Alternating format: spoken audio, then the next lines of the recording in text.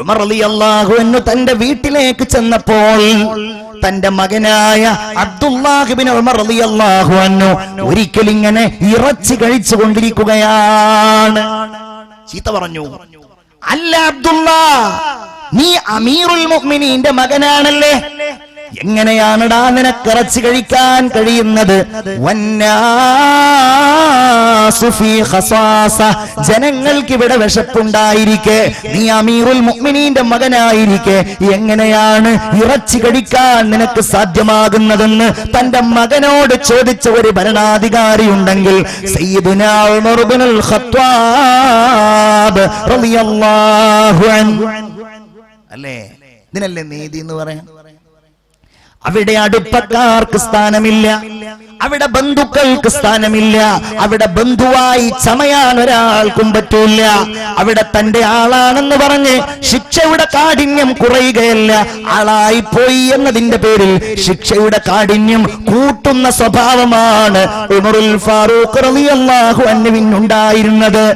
ചിലപ്പോ മകനെതിരായി സംസാരിക്കേണ്ടി വരും അല്ലേ, ചിലപ്പോ മകൾക്കെതിരാകേണ്ടി വരും, ചിലപ്പോ അയൽവാസിയുടെ അനീതിയെ ചോദ്യം ചെയ്യേണ്ടി വരും, ചിലപ്പോ അവനിൽ നിന്ന് ലഭ്യമാകുന്ന എന്തെങ്കിലും ആനുകൂല്യങ്ങളോ സഹായങ്ങളോ സ്വീകരിക്കുകയോ അതല്ലെങ്കിൽ നിരാകരിക്കുകയോ ചെയ്യേണ്ട സാഹചര്യങ്ങൾ വരും. ഒരു വലിയ ഭരണാധികാരിയായാലേ അയാൾക്ക് നീതി പുലർത്തേണ്ട സാഹചര്യം ഉണ്ടാകൂ എന്നൊന്നുമില്ല.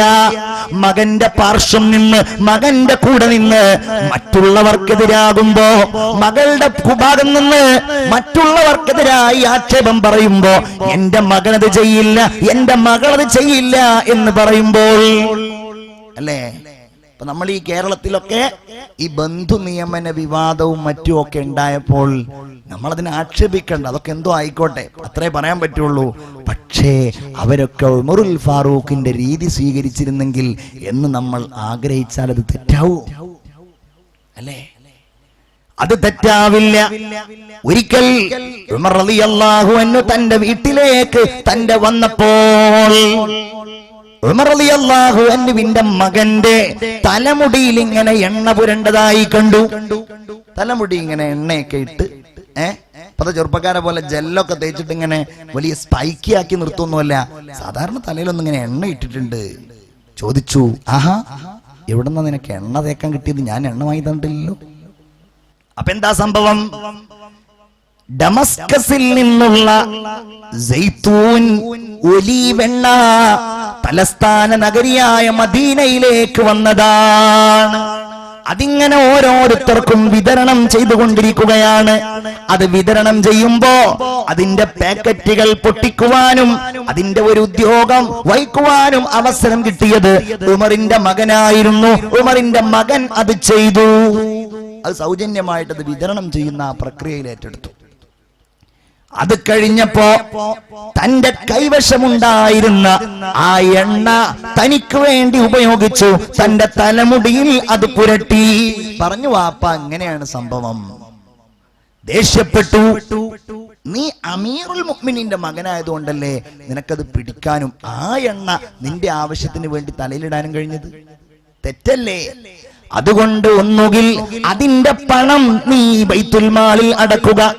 പണം എന്ന് പറഞ്ഞാൽ കൃത്യമായിട്ട് പൈസ അല്ല, അതിനൊരു ഫൈൻ നീ അടക്കുക. അതല്ലെങ്കിലോ അതിന്റെ ശിക്ഷയായി നിന്റെ തലമുടി നീ മുണ്ഡനം ചെയ്യുകയും ചെയ്യാന്ന് പറഞ്ഞു ഉമർ ഇബ്നുൽ ഖത്താബ് റളിയല്ലാഹു അൻഹു.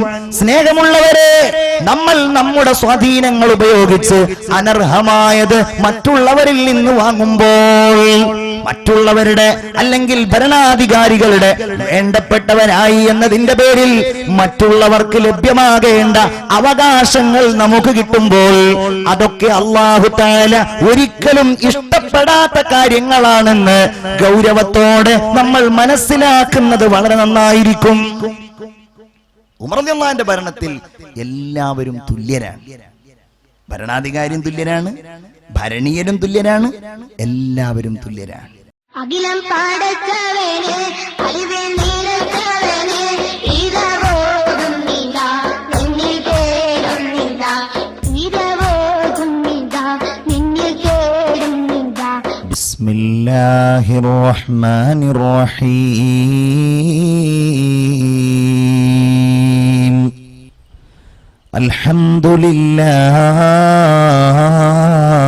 അൽഹംദുലില്ലാഹ് നഹ്മദുഹു വനസ്തഈനുഹു വനസ്തഗ്ഫിറുഹു വനസ്തഹ്ദീഹി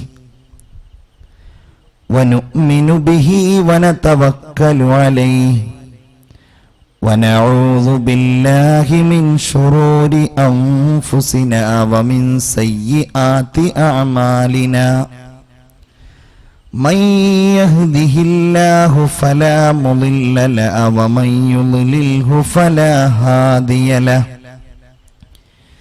نشهد أن لا إله إلا الله وحده لا شريك له ونشهد أن سيدنا محمدا صلى الله عليه وسلم عبده ورسوله أرسله بالهدى ودين الحق ليظهره على الدين كله ولو كره المشركون رب اشرح لي صدري ويسر لي أمري واحلل عقدة من لساني يفقه قولي سبحانك لا علم لنا إلا ما علمتنا إنك أنت العليم الحكيم صلى الله على سيدنا محمد وعلى آله وأصحابه أجمعين أعوذ بالله من الشيطان الرجيم بسم الله الرحمن الرحيم واعلموا أن فيكم رسول الله لو يطيعكم في كثير من الأمر لعنتم ولكن الله حبب إليكم الإيمان وزينه في قلوبكم وكره إليكم الكفر والفسوق والعصيان أولئك هم الراشدون صدق الله العلي العظيم وراء صاحب كسرى أن رأى عمرا بين الرعية عتلا وهو راعيها رآه مستغرقا في نومه فرأى فيه الجلالة في أسمى معانيها فهان في عينه ما كان يكبره من الأكاسر والدنيا بأيديها وقال قولة حق أصبحت مثلا وأصبح الجيل بعد الجيل يرويها آمنت لما أقمت العدل بينهم فنمت نوم قرير العين هانيها मदीना को जाए ए जी चाहता है मुकद्दर बनाए ए जी चाहता है मदीना के आका दो आलम के मौला तेरे पास आए जी चाहता है. നമ്മൾ ഇന്നിവിടെ സംസാരിക്കുന്നത് സത്യവിശ്വാസികൾക്ക് മാത്രമല്ല, ലോക ചരിത്രത്തെ അപഗ്രഥിക്കുന്നവർക്കും മാതൃകാ പുരുഷന്മാരെ അന്വേഷിക്കുന്നവർക്കും വിശിഷ്യ ഈമാനികമായ ആവേശോജ്വലമായ ജീവിതത്തെ താല്പര്യപൂർവം കാണുന്നവർക്കുമൊക്കെ ഏറെ സന്തോഷം നൽകുന്ന ജീവിതത്തിന്റെ ഉടമ സയ്യിദുനാ ഉമർ ഇബ്നുൽ ഖത്താബ് റളിയല്ലാഹു അൻഹുവിന്റെ ചരിത്രത്തിലെ ചില ചിന്തകളെ സംബന്ധിച്ചാണ്. ചരിത്രം കണ്ട അത്ഭുത മനുഷ്യനായിരുന്നു ഉമർ ഇബ്നുൽ ഖത്താബ് റളിയല്ലാഹു അൻഹു. അദ്ദേഹത്തിന്റെ പെരുമാറ്റം 10 വർഷക്കാലത്തെ ഭരണകാലത്തു മാത്രമല്ല, ജീവിതത്തിൽ മുഴുവൻ ആ മഹാൻ നടത്തിയ ഇടപെടലുകൾ പിൽക്കാലത്ത് റസൂലുള്ളാഹി സ്വല്ലല്ലാഹു അലൈഹി വസല്ലമയുടെ രണ്ടാമത്തെ പ്രതിനിധിയായി ഖലീഫയായി ഭരണമേറ്റെടുത്ത ശേഷം നടത്തിയ ഭരണത്തിൽ അദ്ദേഹം പ്രകടിപ്പിച്ച പാടവം എല്ലാം നമ്മെ സംബന്ധിച്ചിടത്തോളം ആവേശം പകരുന്നതും കൂടുതൽ നാം പഠനങ്ങൾക്ക് വിധേയമാക്കേണ്ടതുമാണ്. ആധുനിക കാലഘട്ടത്തിൽ നിരവധി രാഷ്ട്രങ്ങളുണ്ട് ഇന്ന് ഈ ലോകത്ത്. ഇന്ത്യ പോലെയുള്ള രാജ്യങ്ങൾ സംസ്ഥാനങ്ങളാക്കി, ജില്ലകളാക്കി, പഞ്ചായത്തുകളാക്കി ആ ഭരണത്തെ വികേന്ദ്രീകരിച്ചിരിക്കുന്നു. ദിനം പ്രതി പുതിയ പരിഷ്കരണങ്ങൾ ഭരണരംഗത്ത് വന്നുകൊണ്ടിരിക്കുന്നു.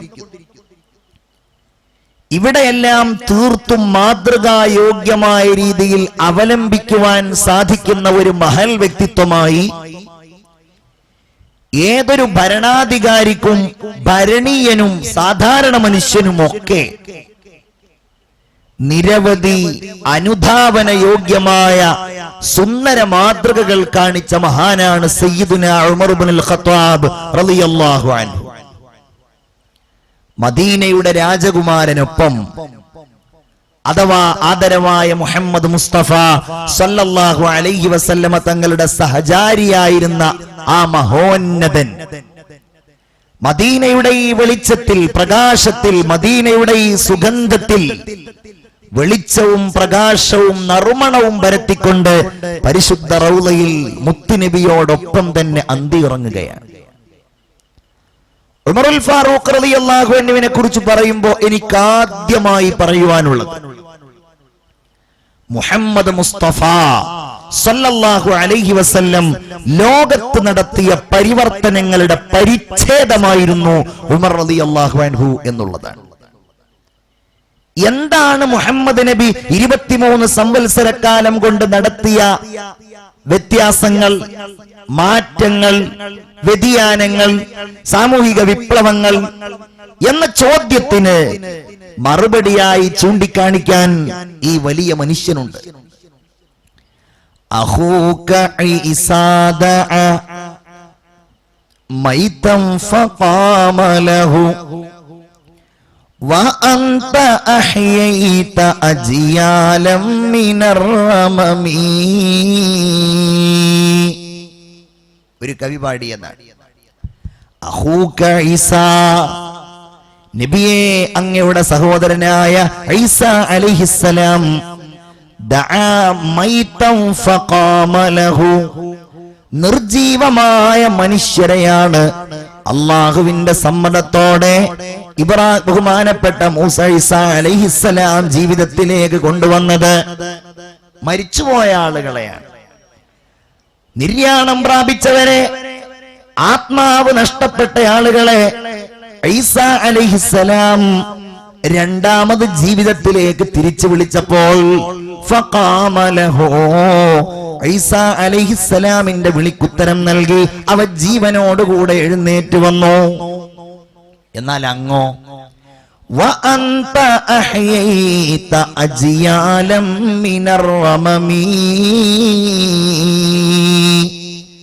എന്നാൽ ധർമ്മത്തിൽ ജീവിച്ചു മരിച്ചു പോയിരുന്ന, അധർമ്മകാരികളായിരുന്ന, ഇരുട്ടിന്റെ ഉപാസകന്മാരായിരുന്ന സത്യം എന്താണ് എന്നറിയാതിരുന്ന, ആത്മാവ് മരിച്ചുപോയ, ബുദ്ധി മരവിച്ചുപോയ, ചിന്തകളെല്ലാം ദുർബലമായി പോയ ഒരു സമുദായത്തെയാണ്, വലിയ ഒരു തലമുറയാണ്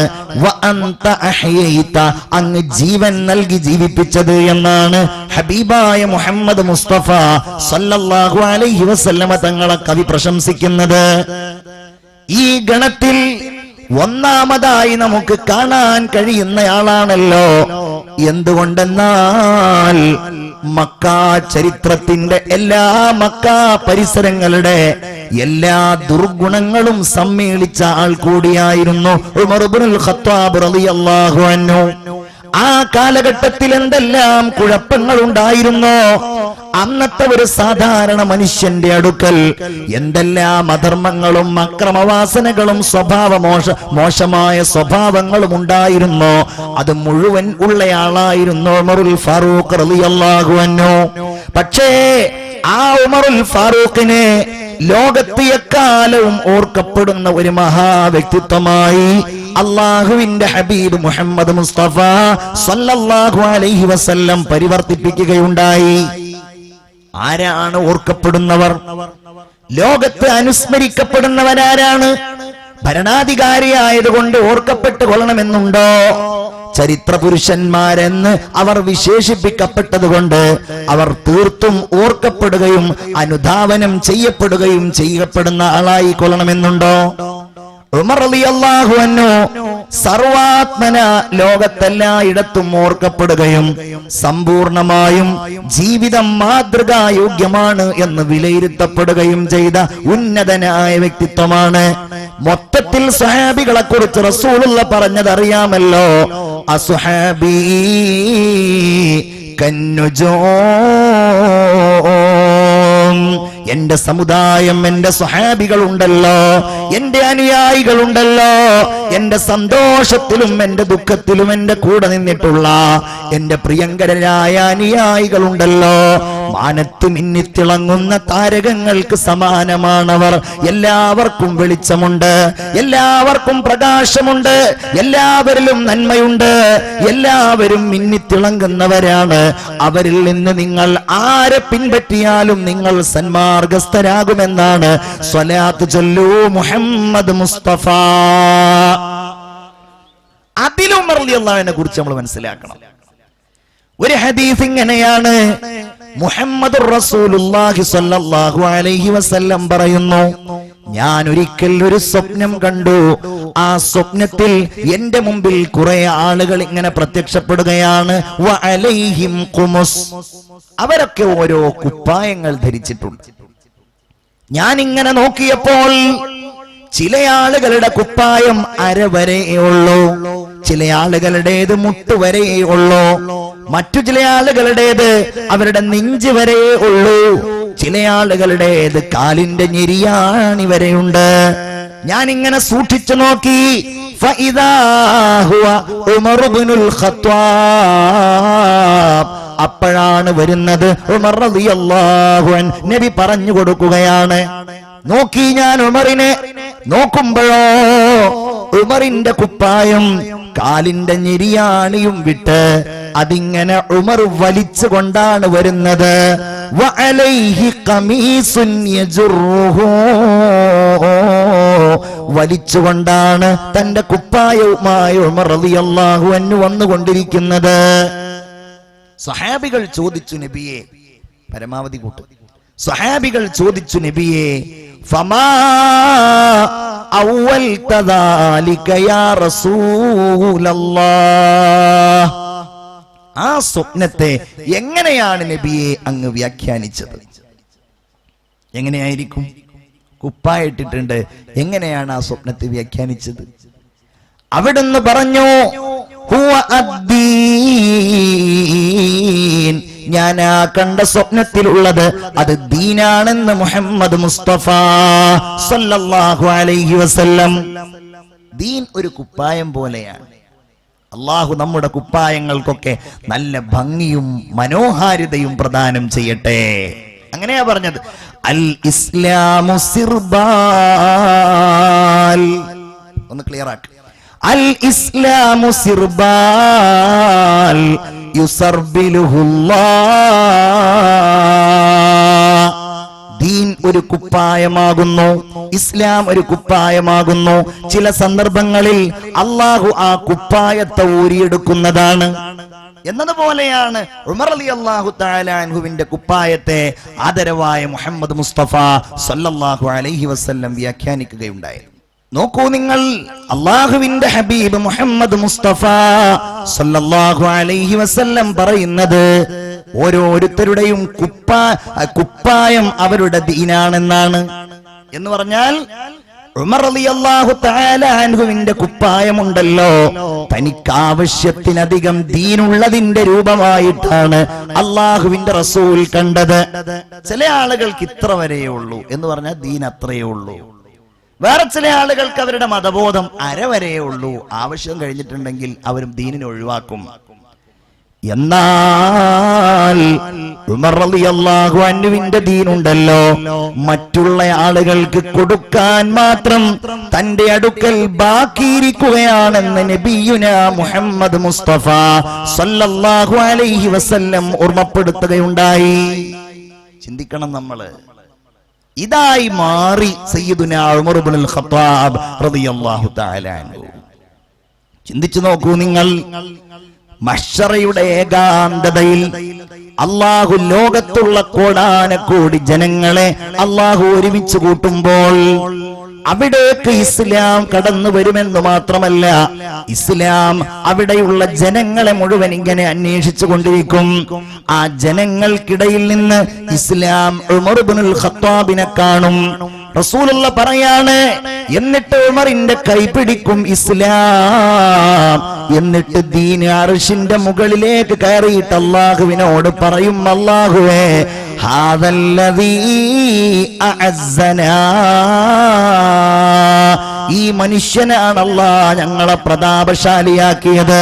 അല്ലാഹുവേ, ഞാൻ എല്ലാം കൊണ്ടും ദുർബലമായ അവസ്ഥയിലായിരുന്നു, ഈ മനുഷ്യൻ കാരണമാണ് എനിക്ക് ഇസ്സത്തുണ്ടായത് എന്ന് അല്ലാഹുവിനോട് പരിശുദ്ധമായ ഇസ്ലാം പറയുമെന്ന് ആദരവായ മുഹമ്മദ് മുസ്തഫ സല്ലല്ലാഹു അലൈഹി വസല്ലം ജീവിതത്തിന്റെ ഓരോ നിലപാടുകളും ഓരോ മുഹൂർത്തങ്ങളിലും സ്വീകരിക്കുന്ന കാര്യങ്ങൾ വളരെ ശക്തമായിരുന്നു, വളരെ കൃത്യമായിരുന്നു.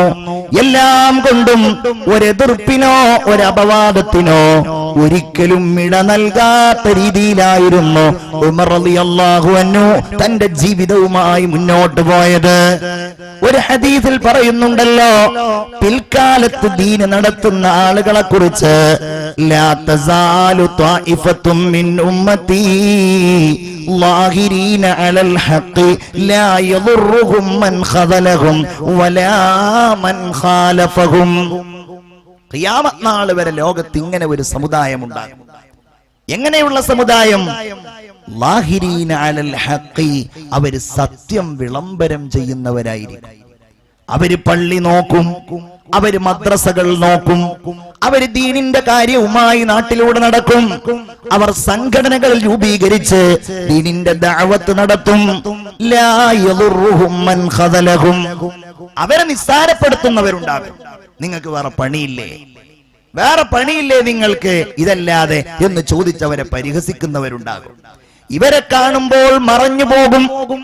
അയാൾ വരുന്നുണ്ട്, പള്ളിയുടെ കാര്യം പറയാനായിരിക്കും, മദ്രസയുടെ കാര്യത്തിന് പിരിവ് ചോദിക്കാനായിരിക്കും. പക്ഷേ ഇത് നടത്തുന്ന ആളുകൾക്ക് അത് പ്രതിസന്ധി സൃഷ്ടിക്കുകയില്ല. വലാ മൻ ഖാലഫഹും, എതിർപ്പുകൾ നേരിടേണ്ടി വന്നേക്കാം, ദുരന്തങ്ങൾ നേരിടേണ്ടി വന്നേക്കാം. നമ്മൾ ഇന്ന് കേരളത്തിൽ കാണുന്ന സുന്നത്ത് ജമാഅത്തിന്റെ സത്യവിശ്വാസികളുടെ ഓരോ സ്ഥാപനങ്ങളും ഓരോ സംരംഭങ്ങളും ഈ സ്വഭാവമുള്ള മഹത്തുക്കൾ സ്ഥാപിച്ചതും അവർ ഇന്നത് കൊണ്ട് നടക്കുന്നതുമാണ്. മുഅ്മിനീങ്ങളെ, ഇവരിൽ ആദ്യത്തെ കണ്ണികളിൽ ഒരാളായിട്ടാണ് അള്ളാഹുവിന്റെ ദീനിന് നേരെ വരുന്ന എതിർപ്പുകളെ വകവെക്കാതെ പരിഹസിക്കുന്ന ആളുകളുടെ മുമ്പിൽ തളരാതെ കാലുകൾ പിറകോട്ട് തള്ളാൻ വേണ്ടി അത്യധ്വാനം ചെയ്യുന്ന ശത്രുക്കൾക്ക് മുമ്പില് മുന്നോട്ട് തന്നെ കാല് വെച്ച് ആർജവത്തോടെ മുന്നിൽ നടന്ന മഹാശക്തിയുടെ നായകനായിട്ടാണ് സയ്യിദുനാ ഉമർ ഇബ്നുൽ ഖത്താബ് റളിയല്ലാഹു അൻഹുവിനെ നമുക്ക് കാണുവാൻ കഴിയുന്നത്. ചിന്തിക്കണം, നമ്മൾ ഈ കാലഘട്ടത്തിൽ നമ്മൾ ഗൗരവത്തോടെ ഉമർ റളിയല്ലാഹു അൻഹുവിനെ അനുധാവനം ചെയ്യണം. നമ്മൾ സമൂഹത്തിന്റെ ഒഴുക്കിനെതിരായി സഞ്ചരിക്കേണ്ടവരാണ്. ഒഴുക്കിന് അനുകൂലമായി സഞ്ചരിക്കുക എന്നത് നിഷ്പ്രയാസം സാധ്യമാകുന്ന ഒരു സംഗതിയാണ്. നിങ്ങൾ ഈ മലയുടെ മുകളിൽ കണ്ടിട്ടില്ലേ, നന്നായി മഴ പെയ്യുന്ന സമയത്ത് ഈ പള്ളിയുടെ താഴ്വാരത്തിലൂടെ ഇങ്ങനെ വെള്ളം ഇങ്ങനെ ഒലിച്ചിറങ്ങും.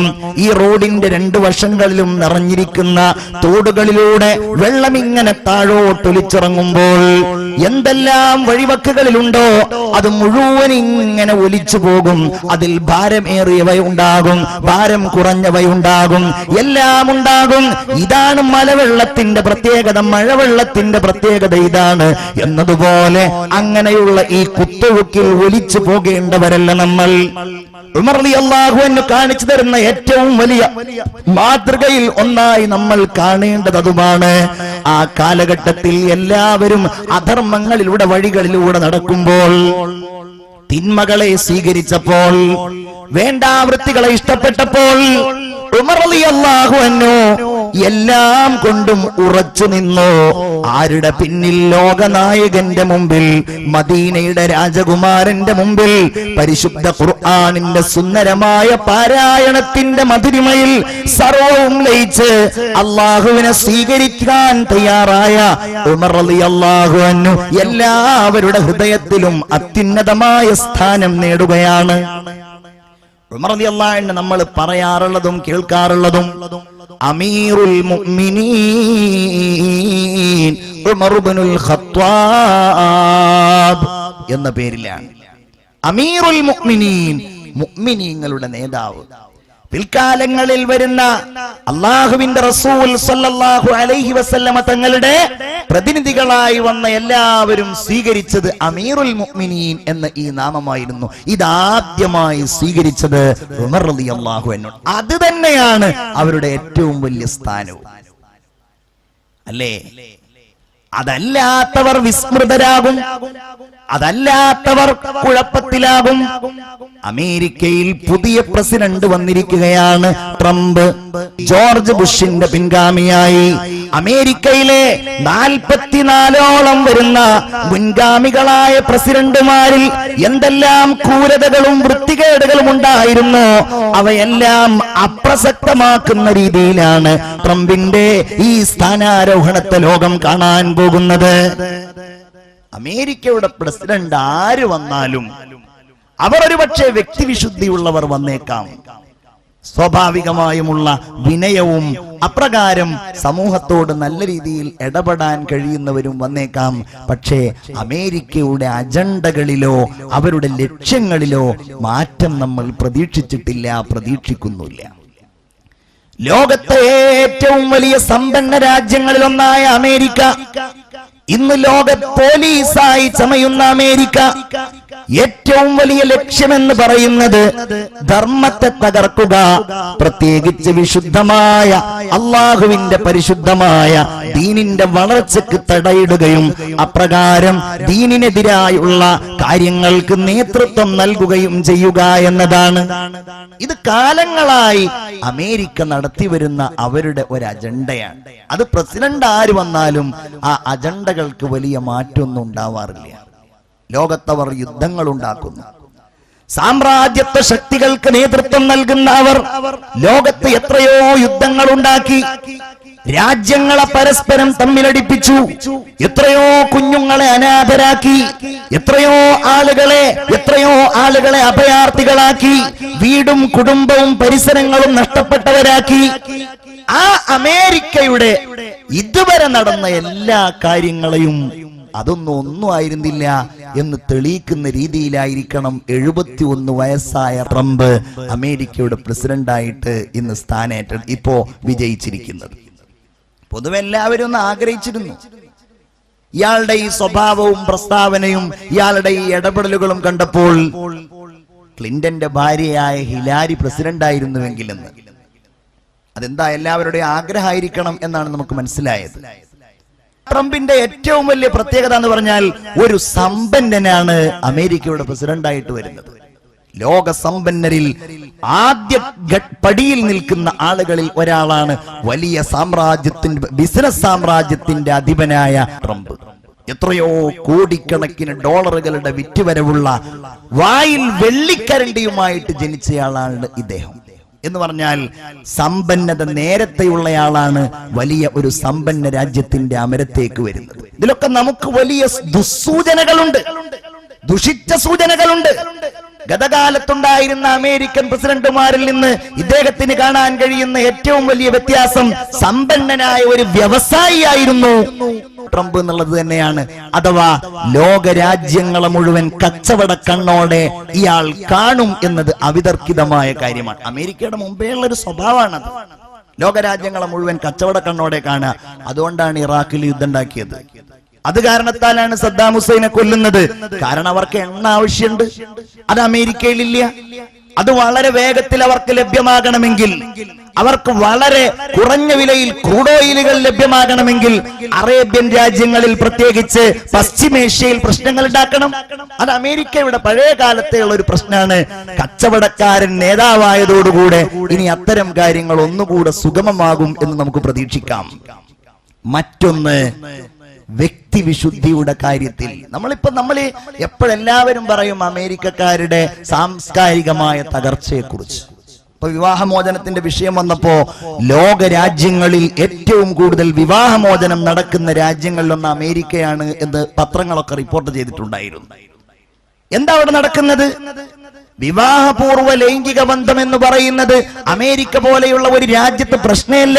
ഞാൻ വെറുതെ പറയല്ല. ലോകത്താദ്യമായി എയ്ഡ്സ് എന്ന് പറയുന്ന രോഗം കണ്ടുപിടിക്കപ്പെട്ടത് അമേരിക്കയിലാണ്. അമേരിക്കക്കാരായ സ്വവർഗരതിക്കാർക്കിടയിലാണ് ആദ്യമായിട്ട് എയ്ഡ്സ് രോഗാണു കണ്ടുപിടിക്കപ്പെട്ടത് എന്ന് വിക്കിപീഡിയയിൽ പരിശോധിച്ചാൽ തന്നെ നിങ്ങൾക്ക് കാണുവാൻ കഴിയും. അമേരിക്കയുടെ ഒരു സ്വഭാവത്തിന്റെ ഒരു രൂപമാണത്.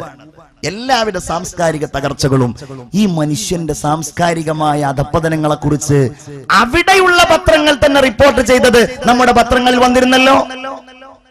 ഈ തെരഞ്ഞെടുപ്പിന്റെ കാലഘട്ടത്തിൽ തന്റെ എതിരാളിയെ പരസ്യമായി വിശേഷിപ്പിച്ചത് പിശാച് എന്നാണ്. ജയിലിലടക്കുമെന്ന് പറഞ്ഞു.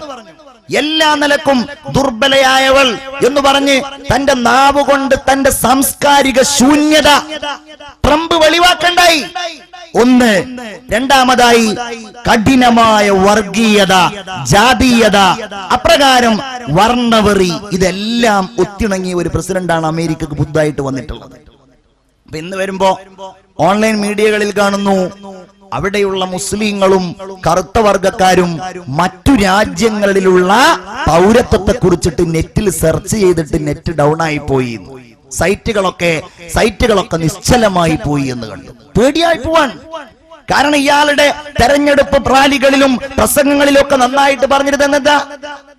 അമേരിക്കയിൽ തീർത്തും അമേരിക്കക്കാർക്ക് എല്ലാ ഇടങ്ങളിലും മുൻഗണന ലഭിക്കുന്ന എന്ന് പറഞ്ഞാൽ കറുത്ത വർഗക്കാർ അമേരിക്കക്കാരല്ല, അമേരിക്കയിലെ അടിസ്ഥാന വർഗം അമേരിക്കക്കാരല്ല എന്ന രീതിയിലായിരുന്നു ട്രംപ് പ്രസംഗിച്ച് നടന്നിരുന്നത്. തന്നെയുമല്ല, മതില് പണിയെന്ന് പറഞ്ഞു, അഭയാർത്ഥികളെ പ്രവേശിപ്പിക്കൂല എന്ന് പറഞ്ഞു. അഭയാർത്ഥികൾ എന്ന് പറഞ്ഞാൽ യുദ്ധമൂലങ്ങളുണ്ടായ ഇവർ നടത്തുന്ന പോരാട്ടങ്ങളും ഇവർ വിതക്കുന്ന വിത്തുകളും കാരണത്താൽ ലോകത്തുണ്ടായ കുഴപ്പങ്ങളിലൂടെ, ലോകത്തുണ്ടായ പ്രതിസന്ധികളിലൂടെ ഉണ്ടായ അഭയാർത്ഥികൾ അവർക്ക് സഹായം നൽകൂല, അവർക്ക് അഭയം നൽകൂല എന്ന് മാത്രമല്ല അമേരിക്കയിലുള്ള അവരെല്ലാവരെയും പുറത്താക്കുന്ന ഇയാൾ പരസ്യമായിട്ട് പ്രസംഗിച്ചുകൊണ്ടേയിരുന്നു. അതിലേറ്റവും അപകടകരമായ ഒന്ന്, ഇസ്ലാമിനെയും മുസ്ലിങ്ങളെയും കഠിനമായി ശകാരിക്കുകയും മുസ്ലിങ്ങൾക്കെതിരായി പ്രസിഡന്റ് ആകുന്നതിന്റെ മുമ്പേ വർണ്ണവെറിയോടെ, ജാതി വെറിയോടുകൂടെ സംസാരിക്കുകയും ചെയ്ത ആളാണ് ഈ അമേരിക്കയുടെ പ്രസിഡന്റ് എന്നുള്ളതാണ്. മുസ്ലിങ്ങളെ പുറത്താക്കാൻ എല്ലാറ്റിനും ഒന്നൊരു കാരണമുണ്ടല്ലോ, ഒരു IS, എല്ലാറ്റിനും ഒരു ആയുധമുണ്ട്. അതിന്റെ പേരിൽ ഇസ്ലാമിനെ ആക്ഷേപിക്കാനും മുസ്ലിം സമുദായത്തെ മുഴുവൻ മോശമായി ചിത്രീകരിക്കാനും പ്രസിഡന്റ് ആകുന്നതിന്റെ മുമ്പേ ട്രംപിന്റെ നാവിലൂടെ സാധ്യമായി. ആ രീതിയിൽ അയാൾ സാംസ്കാരികമായി അധപ്പതിച്ചയാളാണ്. ഇനിയോ അയാളുടെ വ്യക്തിത്വം പത്രങ്ങൾ മുഴുവൻ റിപ്പോർട്ട് ചെയ്യുന്നത് ഈ മനുഷ്യന്റെ ആഡംബരത്തെക്കുറിച്ചും ഈ മനുഷ്യന്റെ സുഖലോലുപതയെക്കുറിച്ചും വ്യഭിചാരം എന്ന് പറയുന്ന ഒരു സംഗതിയുടെ ഉപാസകനും അതിന്റെ അപ്പോസ്തലനുമാണ് ഇയാൾ എന്നതിനെ കുറിച്ചുമാണ്. ഇത് ഞാൻ തമാശയായിട്ട് പറയില്ല, പരസ്യമായിട്ടൊരു വേദിയിൽ വലിയ ഒരു രാജ്യത്തിന്റെ അധികാരിയെ കുറിച്ച് ഞാൻ സംസാരിക്കുകയാണ്. ആ ബോധത്തോടു കൂടെ തന്നെയാ പറയുന്നത്. ഇയാൾ വലിയ മഹാനാണോ, വലിയ തൗഫീഖ് കിട്ടിയ ആളാണോ? തെറ്റിദ്ധരിക്കണ്ട. ഒരു രാജ്യത്തിന് അനുയോജ്യമായ രീതിയിൽ ഒരു നേതാവിനെ അവർ തെരഞ്ഞെടുത്തു എന്ന് മനസ്സിലാക്കിയാൽ മതി, അല്ലേ? അത്രേ ഉള്ളൂ. ഇന്ന് ദൃശ്യമാധ്യമങ്ങളിലൂടെ സോഷ്യൽ മീഡിയയിലൂടെ പരസ്യമായിട്ട് പറയാൻ പോലും പറ്റാത്ത രീതിയിൽ നഗ്നകളായ സ്ത്രീകളുമായി ഇടപെടുന്ന ചിത്രങ്ങളും വീഡിയോകളും പ്രസിദ്ധീകൃതമായിട്ടുണ്ടായിരുന്നു. ലോകരാജ്യത്തിന്റെ നായകന്റെ കൈക്രിയകളും വിക്രിയകളും. നഊദുബില്ലാ, ലോക നേതാവായിട്ട് ഇയാൾ വരികയാണ്. ലോകത്തെ ഏറ്റവും വലിയ ആഘോഷിക്കപ്പെടുന്ന വ്യക്തികളിൽ ഒന്നാം സ്ഥാനക്കാരനാണ് അമേരിക്കൻ പ്രസിഡന്റ്. മൂപ്പരുടെ സവിശേഷതകളുടെ ചുരുങ്ങിയ രൂപമാണ് ഈ പറയുന്നത്. ഇയാളാണ് പ്രസിഡന്റ് ആയിട്ട് വന്നിരിക്കുന്നത്. ഒരൊറ്റ കാര്യം കൂടെ പറഞ്ഞിട്ട് ഞാൻ ആ ഭാഗം അവിടെ അവസാനിക്കുകയാണ്. ദജ്ജാല് വരാനുണ്ട്. ദജ്ജാൽ വരുമ്പോ അവന് കുറച്ച് ആളുകൾ വേണം. ദജ്ജാൽ വ്യഭിചാരത്തെ പ്രോത്സാഹിപ്പിക്കുന്ന ആളാണ്. ദജ്ജാൽ അധാർമികത പ്രോത്സാഹിപ്പിക്കുന്ന ആളാണ്. ആ ദജ്ജാലിനെ സ്വീകരിക്കാൻ, കപടനായ ഈ അവനെ സ്വീകരിക്കാൻ ഈ ലോകത്ത് ചില വേദികൾക്ക് അരങ്ങുണ്ടാവണം, അരങ്ങുകൾ ഒരുങ്ങണം. എനിക്ക് തോന്നുന്നു അമേരിക്കയുടെ നേതൃപദവിയിലേക്ക് ഇത്രയും സംസ്കാരശൂന്യനായ, പരസ്യമായി പറഞ്ഞാൽ, ഒരു വ്യക്തമായി പറഞ്ഞാൽ വൃത്തികേടിന്റെ തനിസ്വരൂപമായ ഈ മനുഷ്യൻ വന്നു എന്നുള്ളത് ദജ്ജാലിനെ സ്വീകരിക്കുവാനുള്ള അരങ്ങ് പലയിടങ്ങളിലും ഒരുങ്ങിക്കഴിഞ്ഞിട്ടുണ്ട് എന്നുള്ളതിന്റെ തെളിവാണ്. നമ്മുടെ നേതാവ് നമ്മൾ പറയുമ്പോ അങ്ങനെയല്ല. നമ്മുടെ നേതാവ് ആരാ? അമീറുൽ മുഅ്മിനീനാണ്, വിശ്വാസികളുടെ നായകനാണ്. ഇങ്ങനെയുള്ളവരുടെ നായകനല്ല. ഉമറുൽ ഫാറൂഖ് റളിയല്ലാഹു തആല അൻഹു വിശ്വാസികളുടെ നായകനാണ് റളിയല്ലാഹു അൻഹു. എങ്ങനെയാണ് ആ പേരാദ്യമായി സ്വീകരിക്കപ്പെട്ടത്? അന്ന ലബീദ് ബിൻ റബീഅ വ അദി ബിൻ ഹാതിം അത്തായി. ഇവർ രണ്ടുപേരും, ലബീദ് ബിൻ റബീഅയും അദി ബിൻ ഹാതിം അത്തായിയും രണ്ടുപേരും ഒരിക്കൽ മദീനയിൽ വന്നു. ഫഅതയൽ മസ്ജിദ, അവർ രണ്ടുപേരും നബിയുടെ പള്ളിയിൽ വന്നു. ഫവജദ അംർ ബിനുൽ ആസ്, അവർ അംർ ബിനുൽ ആസ് റളിയല്ലാഹു അൻഹുവിനെ കണ്ടു. ചോദിച്ചു, ഇബ്നുൽ ആസ് ഇസ്തഅ്ദിൻ ലനാ അലാ അമീരിൽ മുഅ്മിനീൻ, അമീറുൽ മുഅ്മിനീനെ കാണാൻ ഞങ്ങൾക്കൊന്ന് സമ്മതം കിട്ടണമല്ലോ. ഫഖാല, അപ്പോൾ അംർ ഇബ്നുൽ ആസ് റളിയല്ലാഹു അൻഹു പറഞ്ഞു, അൻതുമാ വല്ലാഹി അസബ്തും അസ്മഹ്, നിങ്ങൾ രണ്ടുപേരും അല്ലാഹു തന്നെയാണ് ഉമറിന്റെ പേര് ശരിയായ രൂപത്തിൽ തന്നെയാണ് പറഞ്ഞിട്ടുള്ളത്. എന്തുകൊണ്ടെന്നാൽ വഹുവൽ അമീർ വനഹ്നുൽ മുഅ്മിനൂൻ, ഉമർ അമീറും നമ്മൾ മുഅ്മിനീങ്ങളുമാണല്ലോ. ആദ്യമായിട്ടാണ് വിളിക്കപ്പെടുന്നത്. ഫദഖല ഉമർ, അങ്ങനെ ഇരിക്കുമ്പോൾ ഉമർ റളിയല്ലാഹു അൻഹു പ്രവേശിച്ചു. അവനോട് പറഞ്ഞു, ഉമർ തങ്ങളോട് ഇവർ പറഞ്ഞു, അസ്സലാമു അലൈക യാ അമീറൽ മുഅ്മിനീൻ, മുഅ്മിനീങ്ങളുടെ നായക, നിങ്ങളുടെ മേൽ അല്ലാഹുവിന്റെ രക്ഷയുണ്ടാകട്ടെ. അപ്പൊ ചോദിച്ചു, മാഹാദാ, ഇതെന്താ ഇങ്ങനെ ഒരു വിളി? അപ്പോൾ പറഞ്ഞു, അതെന്താന്നറിയോ, അൻതൽ അമീർ, നിങ്ങൾ നായകനാണ്, വനഹ്നുൽ മുഅ്മിനൂൻ, ഞങ്ങളെല്ലാവരും വിശ്വാസികളാണ്. ലോകത്തുള്ള നേതാക്കളും ഭരണകർത്താക്കളും ഉമറിന്റെ ഭരണമാതൃക പിന്തുടരാൻ വേണ്ടി ശ്രമിക്കുമ്പോൾ ആ ഭരണമാതൃകയെ ലോകത്ത് സ്വീകരിക്കപ്പെടണം എന്നവർ സംസാരിക്കുമ്പോൾ നമ്മൾ മനസ്സിലാക്കേണ്ടത്, ഉമർ റളിയല്ലാഹു അൻഹു മുഅ്മിനീങ്ങളുടെ നേതാവാണ്, സത്യവിശ്വാസികളുടെ നേതാവാണ്.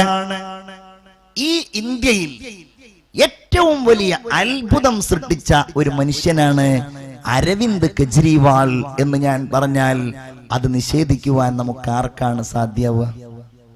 കേരളത്തിൽ ഒരു ചെറിയ PC ജോർജിനെ വേണമെങ്കിൽ കാണാൻ കഴിയുമെങ്കിലും വലിയ ഒരു സംസ്ഥാനത്തിന്റെ നേതൃപദവിയിലെത്തി അതിന്റെ ഭരണം കൈപ്പിടിയിലൊതുക്കാൻ അരവിന്ദ് കെജ്രിവാളിന് സാധ്യമായിട്ടുണ്ടെങ്കിൽ ഇന്ത്യ എന്ന ഈ രാജ്യത്ത് അത് സത്യത്തിൽ വലിയ ഒരു അത്ഭുതം തന്നെയാണ്. പ്രത്യേകിച്ച് ഈ നൂറ്റാണ്ടിൽ. കഴിഞ്ഞ നൂറ്റാണ്ടിൽ പല വിപ്ലവകാരികളും അതുപോലെ ഭരണകർത്താക്കളും പല രീതിയിലും വന്നിട്ടുണ്ടാകും. പക്ഷേ കാരണം ഇന്ത്യ രാജ്യത്ത് പ്രത്യേകിച്ച് സ്വാതന്ത്ര്യത്തിന് ശേഷം പാരമ്പര്യമായിട്ടൊരു രാഷ്ട്രീയ രീതിയുണ്ട്, രാഷ്ട്രീയ സ്വീകാര്യതയുണ്ട്. അതിൽ ദേശീയ പ്രസ്ഥാനങ്ങൾ ഉണ്ടാവും, പ്രാദേശികമായിട്ടുള്ള പാർട്ടികൾ ഉണ്ടാകും. അരവിന്ദ് കെജ്രിവാളിന്റെ രീതി ആ രീതിയിലല്ലല്ലോ സ്വാഗതം ചെയ്യപ്പെട്ടത്.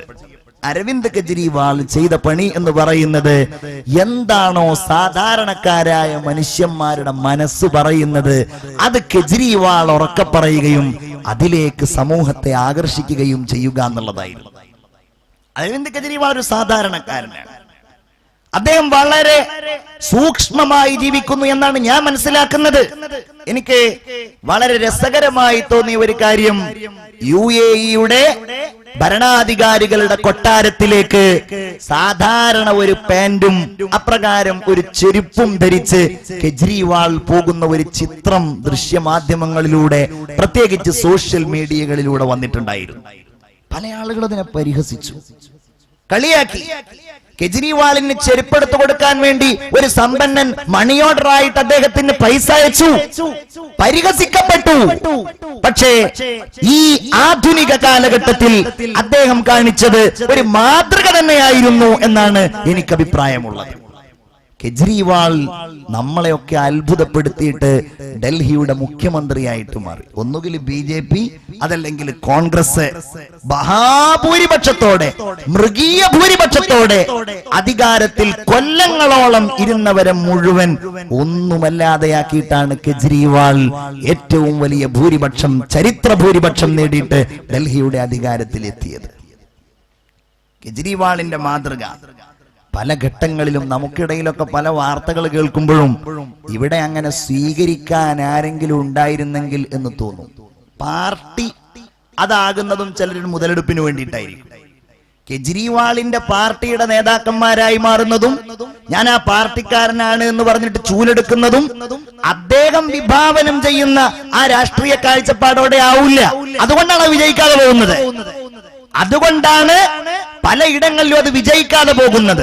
തികച്ചും ആത്മാർത്ഥമായിട്ട് ഇത്തരം ഒരു നന്മ ഉദ്ദേശിച്ചിട്ടുണ്ടെങ്കിൽ അത് വിജയിക്കുമെന്നുള്ളതിന്റെ തെളിവാണ് കെജ്രിവാൾ എന്ന് മാത്രമല്ല അദ്ദേഹത്തിന്റെ ഉദ്ദേശശുദ്ധിയിൽ ഇനി എന്തെങ്കിലും കറ ഉണ്ടാവുകയോ മറ്റോ ചെയ്തിട്ടുണ്ടെങ്കിൽ അതിന്റെ ഫലം അടുത്ത കാലങ്ങളിൽ നമുക്ക് കാണുവാനും കഴിയും.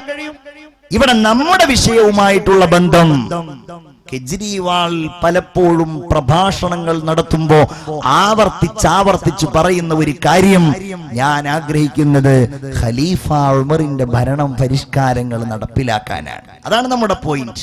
അങ്ങനെ ആഗ്രഹിക്കുന്ന ഒരാൾക്ക് മാത്രമേ ഇത്തരം അത്ഭുതങ്ങൾ സൃഷ്ടിക്കാൻ കഴിയൂ എന്നാണ് ഈ സന്ദർഭത്തിൽ എനിക്ക് സൂചിപ്പിക്കുവാനുള്ളത്. എന്തുകൊണ്ട് കെജ്രിവാൾ ഉമറിന്റെ ഭരണം ആഗ്രഹിച്ചു? വേറെ എത്ര ആളുകൾ കടന്നുപോയിട്ടുണ്ട്, ചരിത്രത്തിൽ എത്ര ഭരണാധികാരികൾ ഉണ്ടായിട്ടുണ്ട്, ഇന്ത്യയിൽ തന്നെ എത്ര നേതാക്കളും എത്ര വലിയ വലിയ ആളുകൾ ഉണ്ടായിട്ടുണ്ട്. എന്നിട്ടെന്തേ 114കപ്പുറത്തുള്ള ഉമറുൽ ഫാറൂഖ് എന്ന് പറയുന്ന മദീനയിലെ പാവപ്പെട്ട ഈ മനുഷ്യനെ കെജ്രിവാൾ മാതൃകയാക്കണമെന്ന് പറഞ്ഞത്? അതിന്റെ കാരണം മറ്റൊന്നുമല്ല, ഉമർ നീതിയുടെ കാവലാളായിരുന്നു. ഉമർ നീതിമാനായ ഭരണാധികാരിയായിരുന്നു. നീതിയുടെ എല്ലാ മാർഗങ്ങൾക്കും വാതിൽ തുറന്നു കൊടുത്തയാളായിരുന്നു സയ്യിദുനാ ഉമർ ഇബ്നുൽ ഖത്താബ് റളിയല്ലാഹു അൻഹു. രാജ്യത്തിന്റെ വിശാലത വല്ലാതെ കൂടാൻ തുടങ്ങി, രാജ്യം വിസ്തൃതമാകാൻ തുടങ്ങി. ഭരണത്തിന്റെ പേരും പെരുമയും അറേബ്യയുടെ ചുറ്റുഭാഗത്തുമുള്ള സാമ്രാജ്യങ്ങളുടെ കൊട്ടാരങ്ങളുടെ അകത്തളങ്ങൾ ആ പേര് കേട്ടാൽ പ്രകമ്പനം കൊള്ളാൻ തുടങ്ങി. ഉമറുൽ ഫാറൂഖ് റളിയല്ലാഹു അൻഹു അപ്പോഴും തന്റെ ജീവിത ശൈലിക്ക് വ്യത്യാസം വരുത്തിയില്ല. ഒരിക്കൽ പോലും ഇസ്ലാമിന്റെ ദർശനങ്ങളെ ഉമറുൽ ഫാറൂഖ് കൈയൊഴിച്ചില്ല. റസൂലിന്റെ സുന്നത്തുകളെ ഭരണാധികാരിയായി പോയി എന്നതിന്റെ പേരിൽ ഈ വലിയ മനുഷ്യൻ മാറ്റിവെച്ചില്ല. അതുകൊണ്ടാണല്ലോ കിസ്റ രാജാവിന്റെ പ്രതിനിധിയായി ആഭരണവും മനോഹര വസ്ത്രങ്ങളും ധരിച്ച ഒരു പ്രതിനിധി ഒരു കുതിരപ്പുറത്ത് ഖലീഫയെ കാണാൻ വേണ്ടി മദീനയിൽ വരികയാണ്. ഉമറിനെ കാണാനാണല്ലോ വരുന്നത്. നല്ല വസ്ത്രം ധരിച്ചിരിക്കുന്നു, മേത്തരം കുതിരപ്പുറത്താണ് വരുന്നത്. അതുപോലെ നല്ല സുന്ദരമായ വസ്ത്രങ്ങളും ആഭരണങ്ങളും ഉടയാടകളും കൊണ്ട് ഈ മനുഷ്യൻ സമ്പന്നനാണ്. മദീനയിലെത്തിയ പാടെ അയാൾ അത്ഭുതപ്പെടുന്നു. കാരണം തങ്ങളുടെ പ്രദേശങ്ങളിൽ കാണുന്ന കൊട്ടാരങ്ങൾ ഇവിടെയില്ല, കോട്ടകൾ ഇവിടെയില്ല, വലിയ വലിയ വീടുകളോ വലിയ വലിയ ബിൽഡിങ്ങുകളോ ഇല്ല. ഉള്ളത് ചെറിയ ചെറിയ കുടിലുകളാണ്. ഈന്തപ്പനയോലകളുടെ കുടിലുകൾ, മൺകട്ടകൾ കൊണ്ടുണ്ടാക്കിയ കുടിലുകൾ, അതും ചെറ്റക്കുടിലുകൾ. അയാൾ ഇങ്ങനെ നടന്ന് ആ മനുഷ്യൻ കാണുകയാണ് സാമാന്യം വലുതെന്ന് തോന്നിക്കുന്ന ഒരു വീട്. ആ വീടിന്റെ മുമ്പിൽ വലിയ ഒരു ഈത്തപ്പന മരമുണ്ട്. ഇവിടെ ചോദിച്ചു നോക്കാം, എവിടെയാണ് ഖലീഫ ഉമറിന്റെ കൊട്ടാരമെന്ന്. ആ ഈന്തപ്പനയുടെ താഴ്ഭാഗത്ത് മണ്ണിൽ ഒരാൾ കിടക്കുന്നുണ്ട്. തലയിണയായിട്ടുള്ളതും മണ്ണാണ്. കീറിപ്പറിഞ്ഞ മുഷിഞ്ഞ വസ്ത്രങ്ങളാണ് ധരിച്ചിട്ടുള്ളത്. പക്ഷേ തേജസ്വാർന്ന മുഖമാണ്, ഗാംഭീര്യമുറ്റുന്ന ശരീരമാണ്. തന്റെ കുതിരപ്പുറത്ത് നിന്നിറങ്ങി ഈ മനുഷ്യനെ വിളിച്ചുണർത്തി. അയാൾ ഈ മനുഷ്യനെ കണ്ടപ്പോ ചോദിച്ചു, എന്താണ് കാര്യം? ആരെയാണ് നിങ്ങൾ അന്വേഷിക്കുന്നത്? ഈ ദൂതൻ പറഞ്ഞു, എനിക്ക് കാണേണ്ടത് ഖലീഫ ഉമറിന്റെ കൊട്ടാരമാണ്. ചോദിച്ചു, എന്താ കാര്യം? നിങ്ങളോട് കാര്യം പറയേണ്ടതില്ലല്ലോ, ഖലീഫയുടെ കൊട്ടാരം കാണണം. വീണ്ടും ചോദിച്ചു, നിങ്ങൾ കാര്യം പറയൂ. ഇയാള് ദേഷ്യപ്പെടാൻ തുടങ്ങി. നിങ്ങളോടത് പറയേണ്ട കാര്യമില്ലല്ലോ. പെട്ടെന്നാണ് ആ വീടിന്റെ ഉള്ളിൽ നിന്നൊരാൾ വരുന്നത്. അത് അലി ഇബ്നു അബീ ത്വാലിബ് ആയിരുന്നു. പുഞ്ചിരിയോടെ ചോദിച്ചു, സഹോദരാ, എന്താണ് നിങ്ങൾ അന്വേഷിക്കുന്നത്? ഞാൻ ഖലീഫ ഉമറിന്റെ കൊട്ടാരം അന്വേഷിക്കുകയാണ്. ഞാൻ മുഹമ്മദ് റസൂലിന്റെ പിൻഗാമിയായ ഭരണാധികാരിയുടെ ഞങ്ങളെല്ലാം ഞെട്ടിവിറക്കുന്ന, ഞങ്ങളെല്ലാം സന്ധിയിൽ ഏർപ്പെടണമെന്ന് കരുതുന്ന ഖലീഫ ഉമറിന്റെ കൊട്ടാരം അന്വേഷിക്കുകയാണ്. അലി പറഞ്ഞു, ആ കൊട്ടാരം ഇത് തന്നെയാണ്. ഇത് തന്നെയായിരുന്നു മുഹമ്മദ് നബിയുടെ കൊട്ടാരം. ഇത് തന്നെയായിരുന്നു അബൂബക്കറിന്റെ കൊട്ടാരം. ഇതാണ് ഇന്നത്തെ ഭരണാധികാരിയായ ഉമറിന്റെയും കൊട്ടാരം. അത് മറ്റൊന്നുമല്ല, അത് മസ്ജിദുൻ നബവിയാണ്.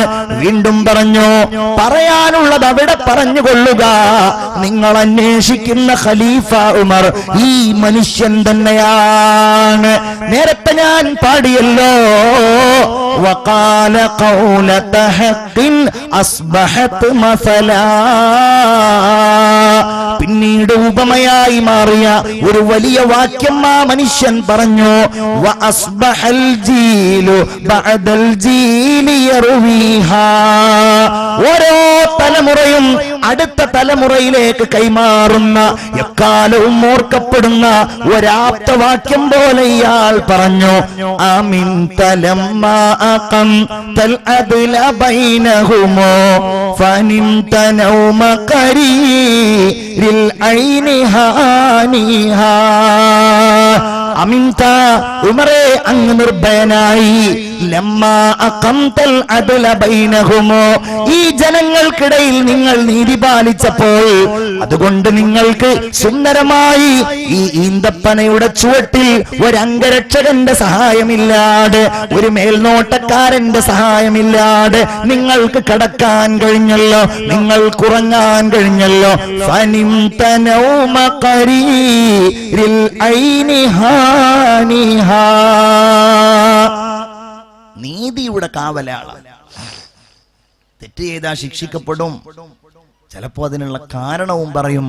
അള്ളാഹുവിന്റെ മുമ്പിൽ മറച്ചു വെക്കാൻ ഒരാൾക്കും കഴിയില്ല എന്ന ദൃഢനിശ്ചയമുണ്ടായിരുന്നു സയ്യിദുനാ ഉമർ ഇബ്നുൽ ഖത്താബ് റളിയല്ലാഹു അൻഹു. നമ്മളും അത് പാഠം ഉൾക്കൊള്ളണം. തെറ്റുകൾ മറച്ചു വെക്കുന്ന സ്വഭാവം ഉണ്ടാവാൻ പാടില്ല. ഉമറിന്റെ ഒരു മാതൃകയാണ്. ഒരു പക്ഷേ അതുണ്ടാകുന്നത് അല്ലെങ്കിൽ അത് ചെയ്തിരിക്കുന്നത് നമ്മുടെ മകനാകാം, നമ്മുടെ മകളാകാം, നമ്മുടെ അയൽവാസിയാകാം, നമ്മുടെ പാർട്ടിക്കാരനാകാം, നമ്മുടെ സഹപ്രവർത്തകനാകാം. ഉമറുൽ ഫാറൂഖ് റളിയല്ലാഹു അൻഹു ഭരണാധികാരം ഏറ്റെടുത്ത ഉടനെ തന്റെ ഏറ്റവും പ്രിയപ്പെട്ട കുടുംബാംഗങ്ങളോട് ഒരു പ്രഭാഷണം നിർവഹിച്ചു. എല്ലാവരും ഒരുമിച്ച് കൂടി അവരോട് പറഞ്ഞു, എന്റെ കുടുംബാംഗങ്ങളെ, ഭാര്യയുണ്ട്, മക്കളുണ്ട്, അവരോട് പറഞ്ഞു, ഇന്നീ ഖദ് നഹൈതുന്നാസ അൻ കദാ വകദാ, ഞാൻ ഇന്ന കാര്യം ചെയ്യരുത്, ഇന്ന കാര്യം ചെയ്യരുത് എന്ന് ജനങ്ങളോട് ഉപദേശിച്ചിട്ടുണ്ട്. അതുകൊണ്ട് ജനങ്ങൾ ഇനി നോക്കുന്നത് നിങ്ങളെ ആയിരിക്കും.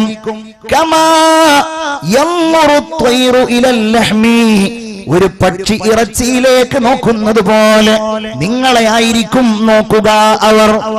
നിങ്ങളെങ്ങാനും ഞാൻ വിരോധിച്ചത് ചെയ്യുന്നുണ്ട് എങ്കിൽ പിന്നെ അവർക്കത് ചെയ്യാൻ ഒരു ബുദ്ധിമുട്ടും ഉണ്ടാവില്ല. അതുകൊണ്ട് എന്റെ കുടുംബാംഗങ്ങളെ, നിങ്ങളോട് ഞാൻ പറയുന്നത്, ജനങ്ങളോട് പൊതുവായി ഞാൻ ഉപേക്ഷിച്ചിരിക്കുന്ന, ഞാൻ നിരോധിച്ചിരിക്കുന്ന എന്തെങ്കിലും ഒരു നിയമം നിങ്ങൾ ചെയ്താൽ, നിങ്ങൾ നിയമലംഘനം നടത്തിയാൽ, ഇല്ലാ ളഅഫ്തു ലഹുൽ അദാബ്, മറ്റുള്ള ഒരാൾക്ക് കൊടുക്കുന്ന ശിക്ഷയുടെ ഇരട്ടി ഞാൻ കൊടുക്കും. അതുകൊണ്ടത് സഹിക്കാൻ കഴിയുന്ന ആളുണ്ടെങ്കിൽ അയാളത് ചെയ്യട്ടെ.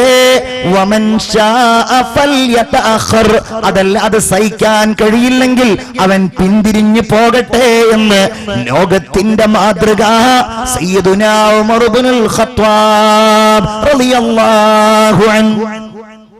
നമ്മൾ ചിന്തിക്കണ്ടേ മൂമിനെ? കാരണം എന്താ, ഇന്ന് അല്ലേ നമ്മളിങ്ങനെ പത്രത്തിലൊക്കെ കാണുമ്പോ, ഇപ്പോ ഇവിടെ തന്നെ എന്തോ കേസിൽ, ഞാനിപ്പോ അതിനെ പറ്റി പറയുന്നില്ല, ആളുകളായിട്ട് ചമയാം, ഞാൻ ഇന്ന ആളുടെ അടുത്ത ആളാണ്, അതന്നെ വലിയ കാര്യം, മകനാണ്, മകളാണ്, അല്ലേ? അവരൊക്കെ ഭരിക്കുന്നവരും അവരുടെ കുടുംബാംഗങ്ങളും ഈ മാതൃക സ്വീകരിച്ചിരുന്നെങ്കിലോ? ഉമർ റളിയല്ലാഹു അൻഹു തന്റെ വീട്ടിലേക്ക് ചെന്നപ്പോൾ തന്റെ മകനായ അബ്ദുല്ലാഹ് ഇബ്നു ഉമർ റളിയല്ലാഹു അൻഹു ഒരിക്കൽ ഇങ്ങനെ ഇറച്ചി കഴിച്ചു കൊണ്ടിരിക്കുകയാണ്.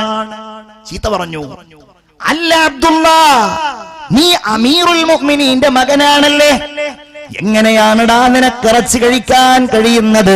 വന്നാസു ഫീ ഖസാസ, ജനങ്ങൾക്ക് ഇവിടെ വിശപ്പുണ്ടായിരിക്കെ നീ അമീറുൽ മുഅ്മിനീന്റെ മകനായിരിക്കെ എങ്ങനെയാണ് ഇറച്ചി കഴിക്കാൻ നിനക്ക് സാധ്യമാകുന്നതെന്ന് തന്റെ മകനോട് ചോദിച്ച ഒരു ഭരണാധികാരി ഉണ്ടെങ്കിൽ സയ്യിദുനാ ഉമർ ഇബ്നുൽ ഖത്താബ് റളിയല്ലാഹു അൻഹു.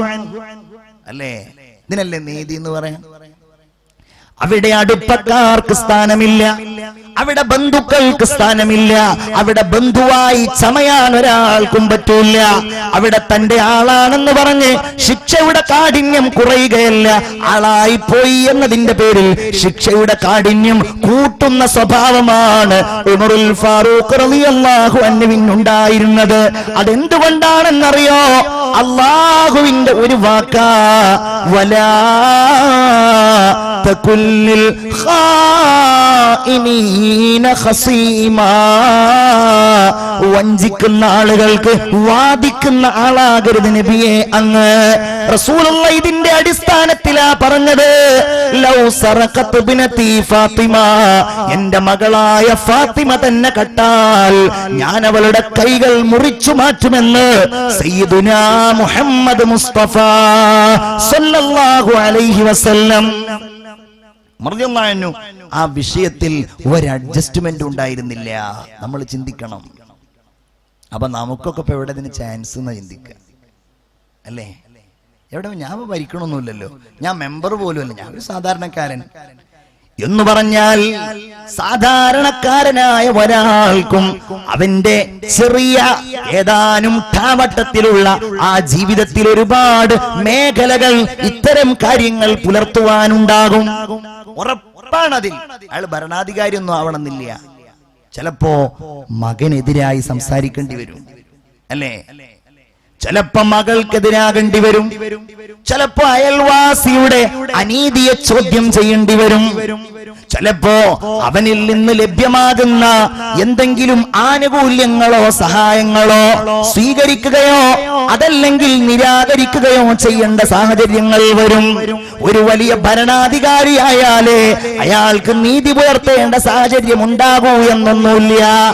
മകന്റെ പാർശ്വം നിന്ന് മകന്റെ കൂടെ നിന്ന് മറ്റുള്ളവർക്കെതിരാകുമ്പോ, മകളുടെ ഭാഗം നിന്ന് മറ്റുള്ളവർക്കെതിരായി ആക്ഷേപം പറയുമ്പോ, എന്റെ മകനത് ചെയ്യില്ല, എന്റെ മകളത് ചെയ്യില്ല എന്ന് പറയുമ്പോൾ, അല്ലേ?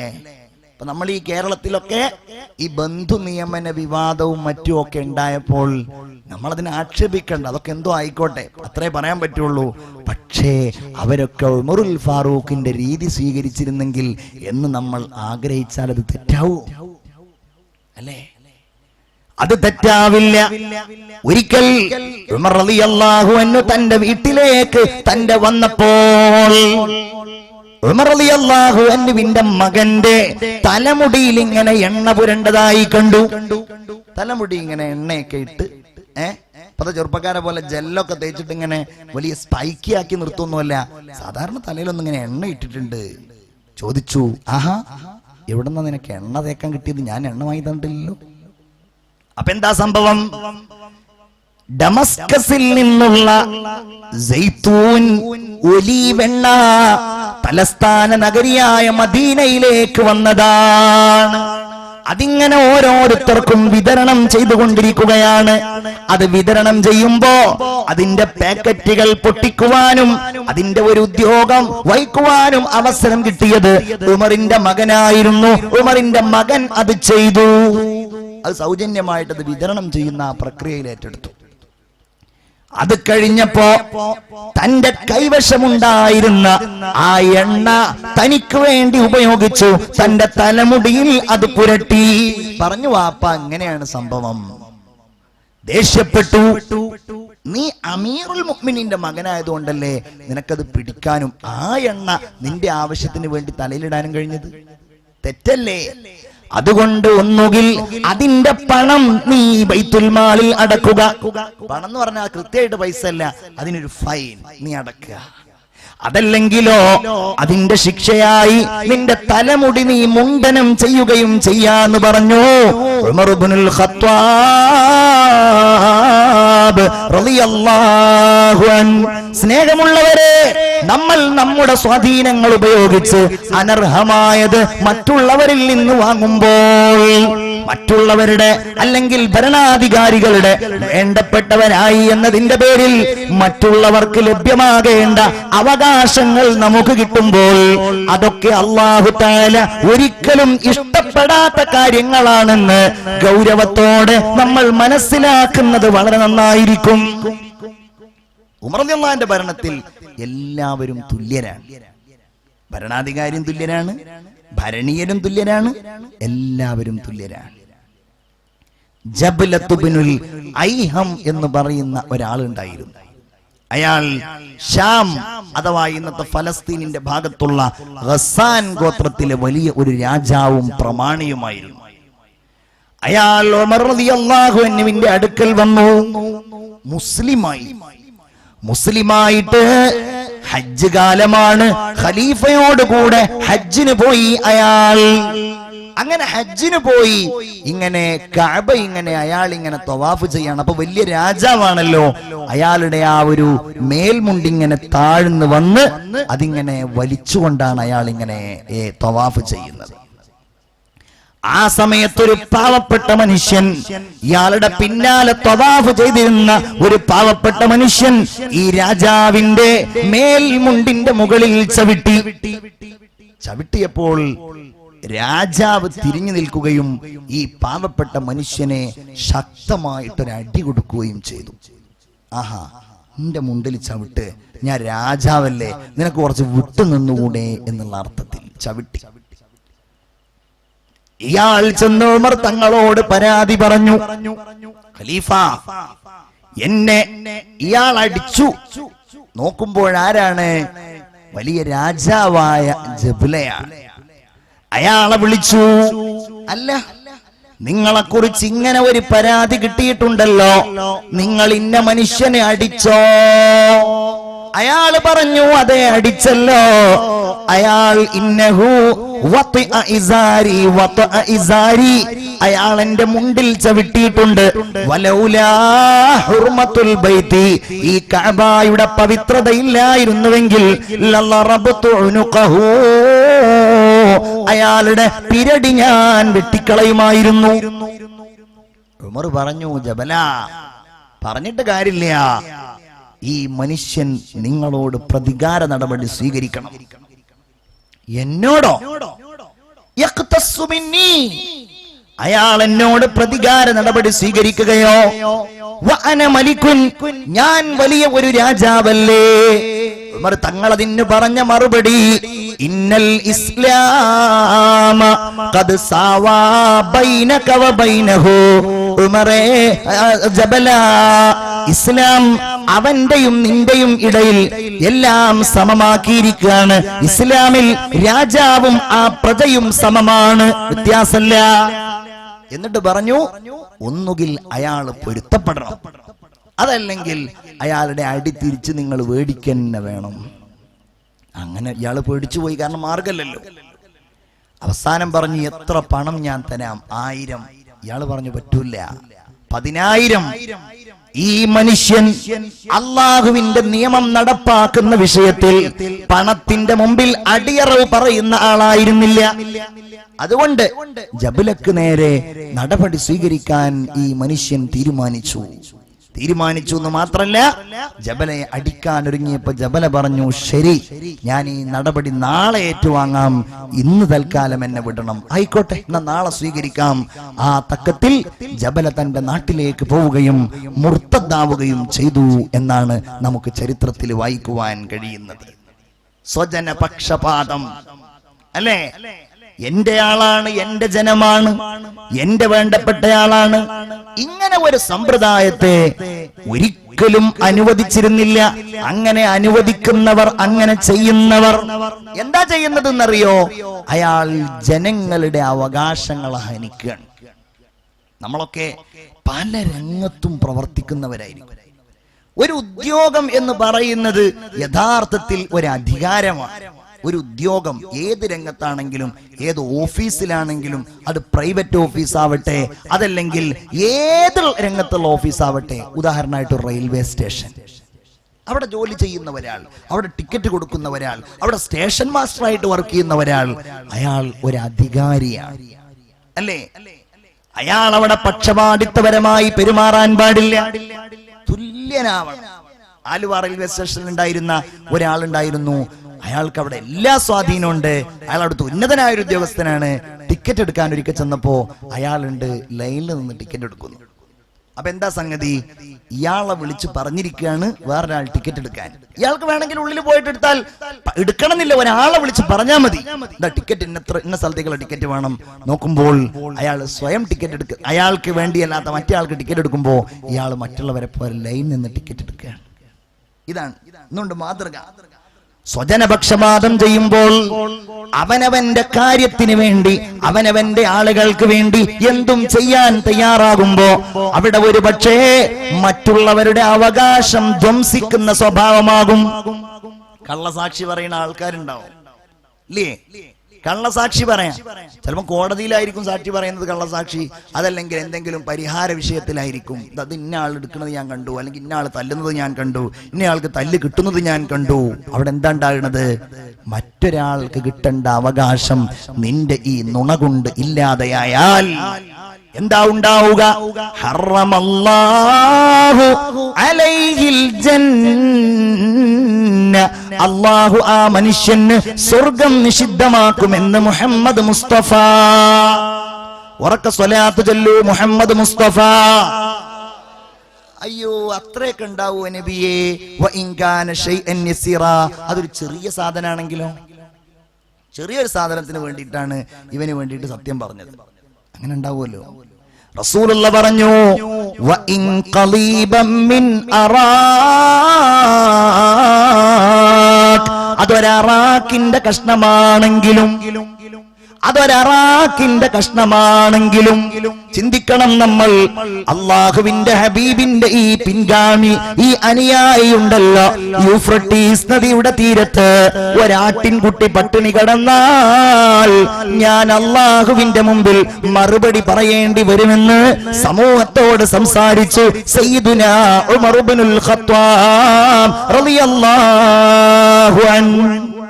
ചിന്തിക്കണം അല്ലേ, ആ ഭരണാധികാരി എത്ര വലിയ വിശുദ്ധമായ മാതൃകയായിരുന്നു. ഈലിയ അഥവാ ഇന്നത്തെ ബൈത്തുൽ മുഖദ്ദസ് നിൽക്കുന്ന സ്ഥലം, ആ സ്ഥലം ഒരു യുദ്ധമില്ലാതെയാണ് മുസ്ലിങ്ങളുടെ കീഴിൽ ആ കാലഘട്ടത്തിലെ അത് ഭരിച്ചിരുന്ന ആളുകൾ കൈമാറാൻ തയ്യാറായത്. നേതാവ് അബൂ ഉബൈദ ഇബ്നുൽ ജറാഹാണ്. അബൂ ഉബൈദ കത്തെഴുതി അമീറുൽ മുഅ്മിനീൻ, ഇവർ നമുക്ക് ബൈത്തുൽ മുഖദ്ദസിന്റെ ഭരണസാരഥ്യം തരാമെന്ന് സമ്മതിച്ചിട്ടുണ്ട്.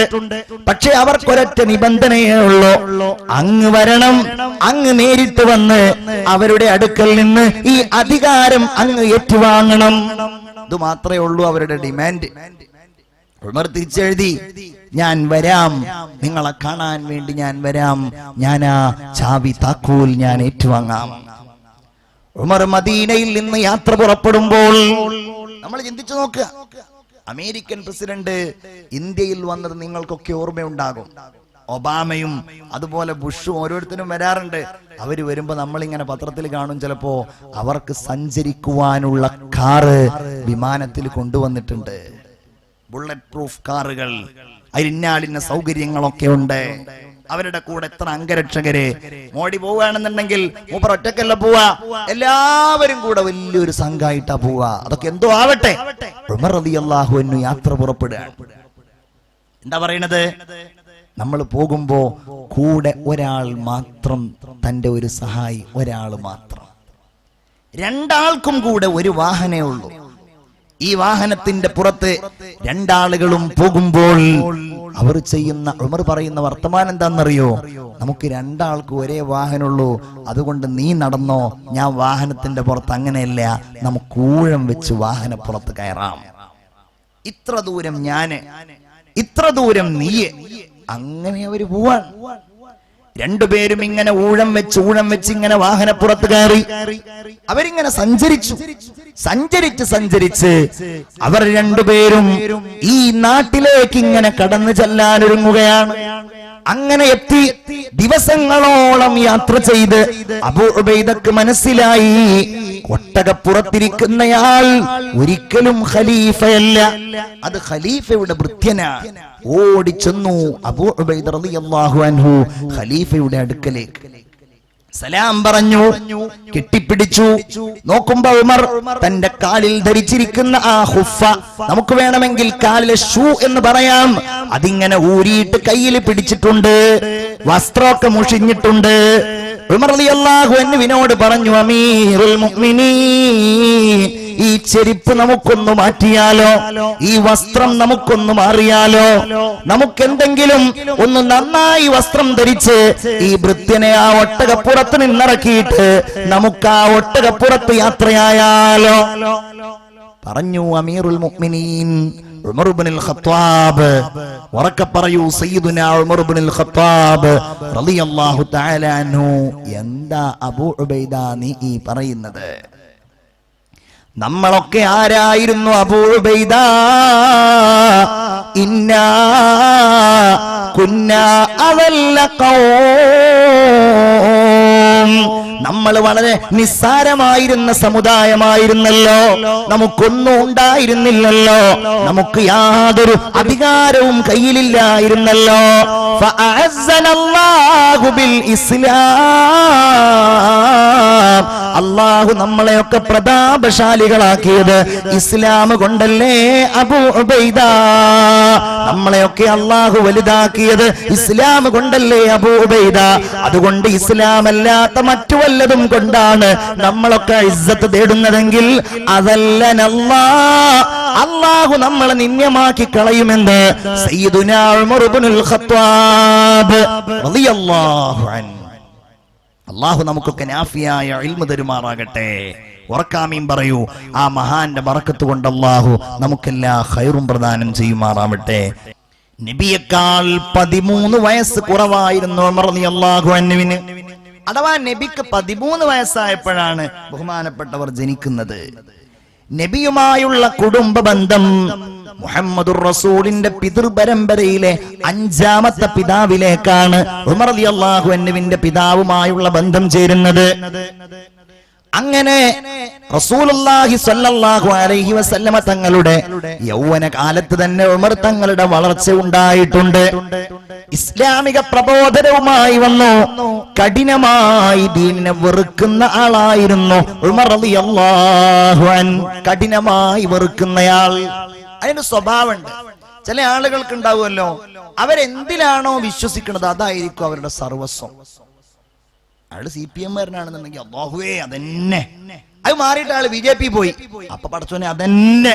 അതായത് എന്താണോ തങ്ങളുടെ ആദർശം അത് യാഥാർത്ഥ്യമാണെന്ന് മനസ്സിലാക്കുമ്പോ, അല്ലെങ്കിൽ അത് സത്യമാണെന്ന് മനസ്സിലാക്കുമ്പോ അതിനു വേണ്ടി നിലകൊള്ളുക. ഉമർ ആദ്യം ഇസ്ലാം തെറ്റാണെന്ന് മനസ്സിലാക്കിയപ്പോ, ഇസ്ലാമിന്റെ യാഥാർത്ഥ്യങ്ങളെ മനസ്സിലാക്കാതിരുന്നപ്പോ ദീനിനെ കഠിനമായി വെറുക്കുകയും എതിർക്കുകയും ചെയ്യുന്ന ആളായിരുന്നു. അദ്ദേഹത്തിന് അന്നത്തെ കാലഘട്ടത്തിൽ ഉണ്ടായിരുന്ന ഒരു സവിശേഷത എന്ന് പറയുന്നത്, സമൂഹത്തിലുണ്ടാകുന്ന കുഴപ്പങ്ങൾക്ക് പരിഹാരം ഉണ്ടാക്കുന്നയാളായിരുന്നു ഉമർ ഇബ്നുൽ ഖത്താബ് റളിയല്ലാഹു അൻഹു. സമൂഹത്തിൽ അങ്ങനെ ചില ആളുകൾക്ക് ചില കഴിവുകൾ ഉണ്ടാവും. വേറെ ചില ആൾക്കാരുണ്ടാവും, അവര് എന്തെങ്കിലും കുഴപ്പം തീർക്കാൻ വേണ്ടി പോയതായിരിക്കും. പിന്നെ ഇവരെല്ലാരും കൂടെ അയാളേക്കുള്ള കുഴപ്പം തീർക്കാൻ നമ്മൾ ആരെങ്കിലും വേറെ പോണ്ടി വരും. അങ്ങനത്തെ ആൾക്കാരുണ്ടാവും. അങ്ങനത്തെ ആ കാര്യത്തിൽ ഇടപെടാതിരിക്കുക നല്ലത്. എനിക്കറിയാവുന്ന മലബാറിലെ ഒരു പ്രസിദ്ധമായ മുനിസിപ്പാലിറ്റിയിലെ ഒരു മുനിസിപ്പൽ ചെയർമാൻ ഉണ്ട്. അപ്പൊ ഞാൻ അയാളോട് ചോദിച്ചു, നിങ്ങൾ ഇപ്പൊ എങ്ങനെ ഒരു ബന്ധവും ചെല്ലതില്? അപ്പൊ സംഭവം എന്താണെന്നറിയോ, ഒരു രാഷ്ട്രീയ പാർട്ടിയിൽ 2 ആളുകൾ തമ്മിൽ തർക്കമുണ്ടായി. തർക്കം എന്താണ്? ഞാനാവാം, മറ്റേ ആള് നിങ്ങൾ എന്നെ ആയിക്കോളൂന്നല്ല, എന്നാ ഞാൻ തന്നെ ആവാം. മറ്റേ ആള് ഞാൻ തന്നെ ആവാൻ പറ്റൂ. പരിഹരിക്കാൻ വേണ്ടിയിട്ട് ഇയാളുടെ അടുത്ത് നിന്നു. ഇയാൾ എത്ര പറഞ്ഞിട്ടും ഇവർ 2 ആളും തയ്യാറാണില്ല. അവസാനം മൂപ്പര് അങ്ങനെയാണ് ഞാനാകാണ്. അങ്ങനെ അവസാനം മൂപ്പരായി എന്ന് മാത്രമല്ല, വളരെ പ്രസിദ്ധനായ മുഖ്യമന്ത്രിയുടെ അവാർഡ് വരെ നേടിയ ഒരു പ്രൊഫഷണലാണ് ആള്. അയാൾ അങ്ങനെ ആയി എന്നുള്ളതാണ് അതിന്റെ തമാശ. ഇങ്ങനെ ഉണ്ടാവും. ഉമർ റളിയല്ലാഹു അൻഹു ഉണ്ടായിരുന്ന അതൊരു കഴിവാണ്. അതായത് ഇയാളുടെ ഭാഗത്താ നിൽക്കുന്നത് എന്ന് അവർക്കും തോന്നൂല. ഇയാളുടെ ഒരിക്കലും ഇന്നയാളുടെ പക്ഷം ചേരുക എന്നുള്ളത് ഉണ്ടാവില്ല. നീതിക്കൊപ്പം നിൽക്കും. അങ്ങനെ ഉണ്ടാവും. ഉമർ റളിയല്ലാഹു അൻഹു അങ്ങനെ ഒരു സ്വഭാവമുള്ള ആളായിരുന്നു.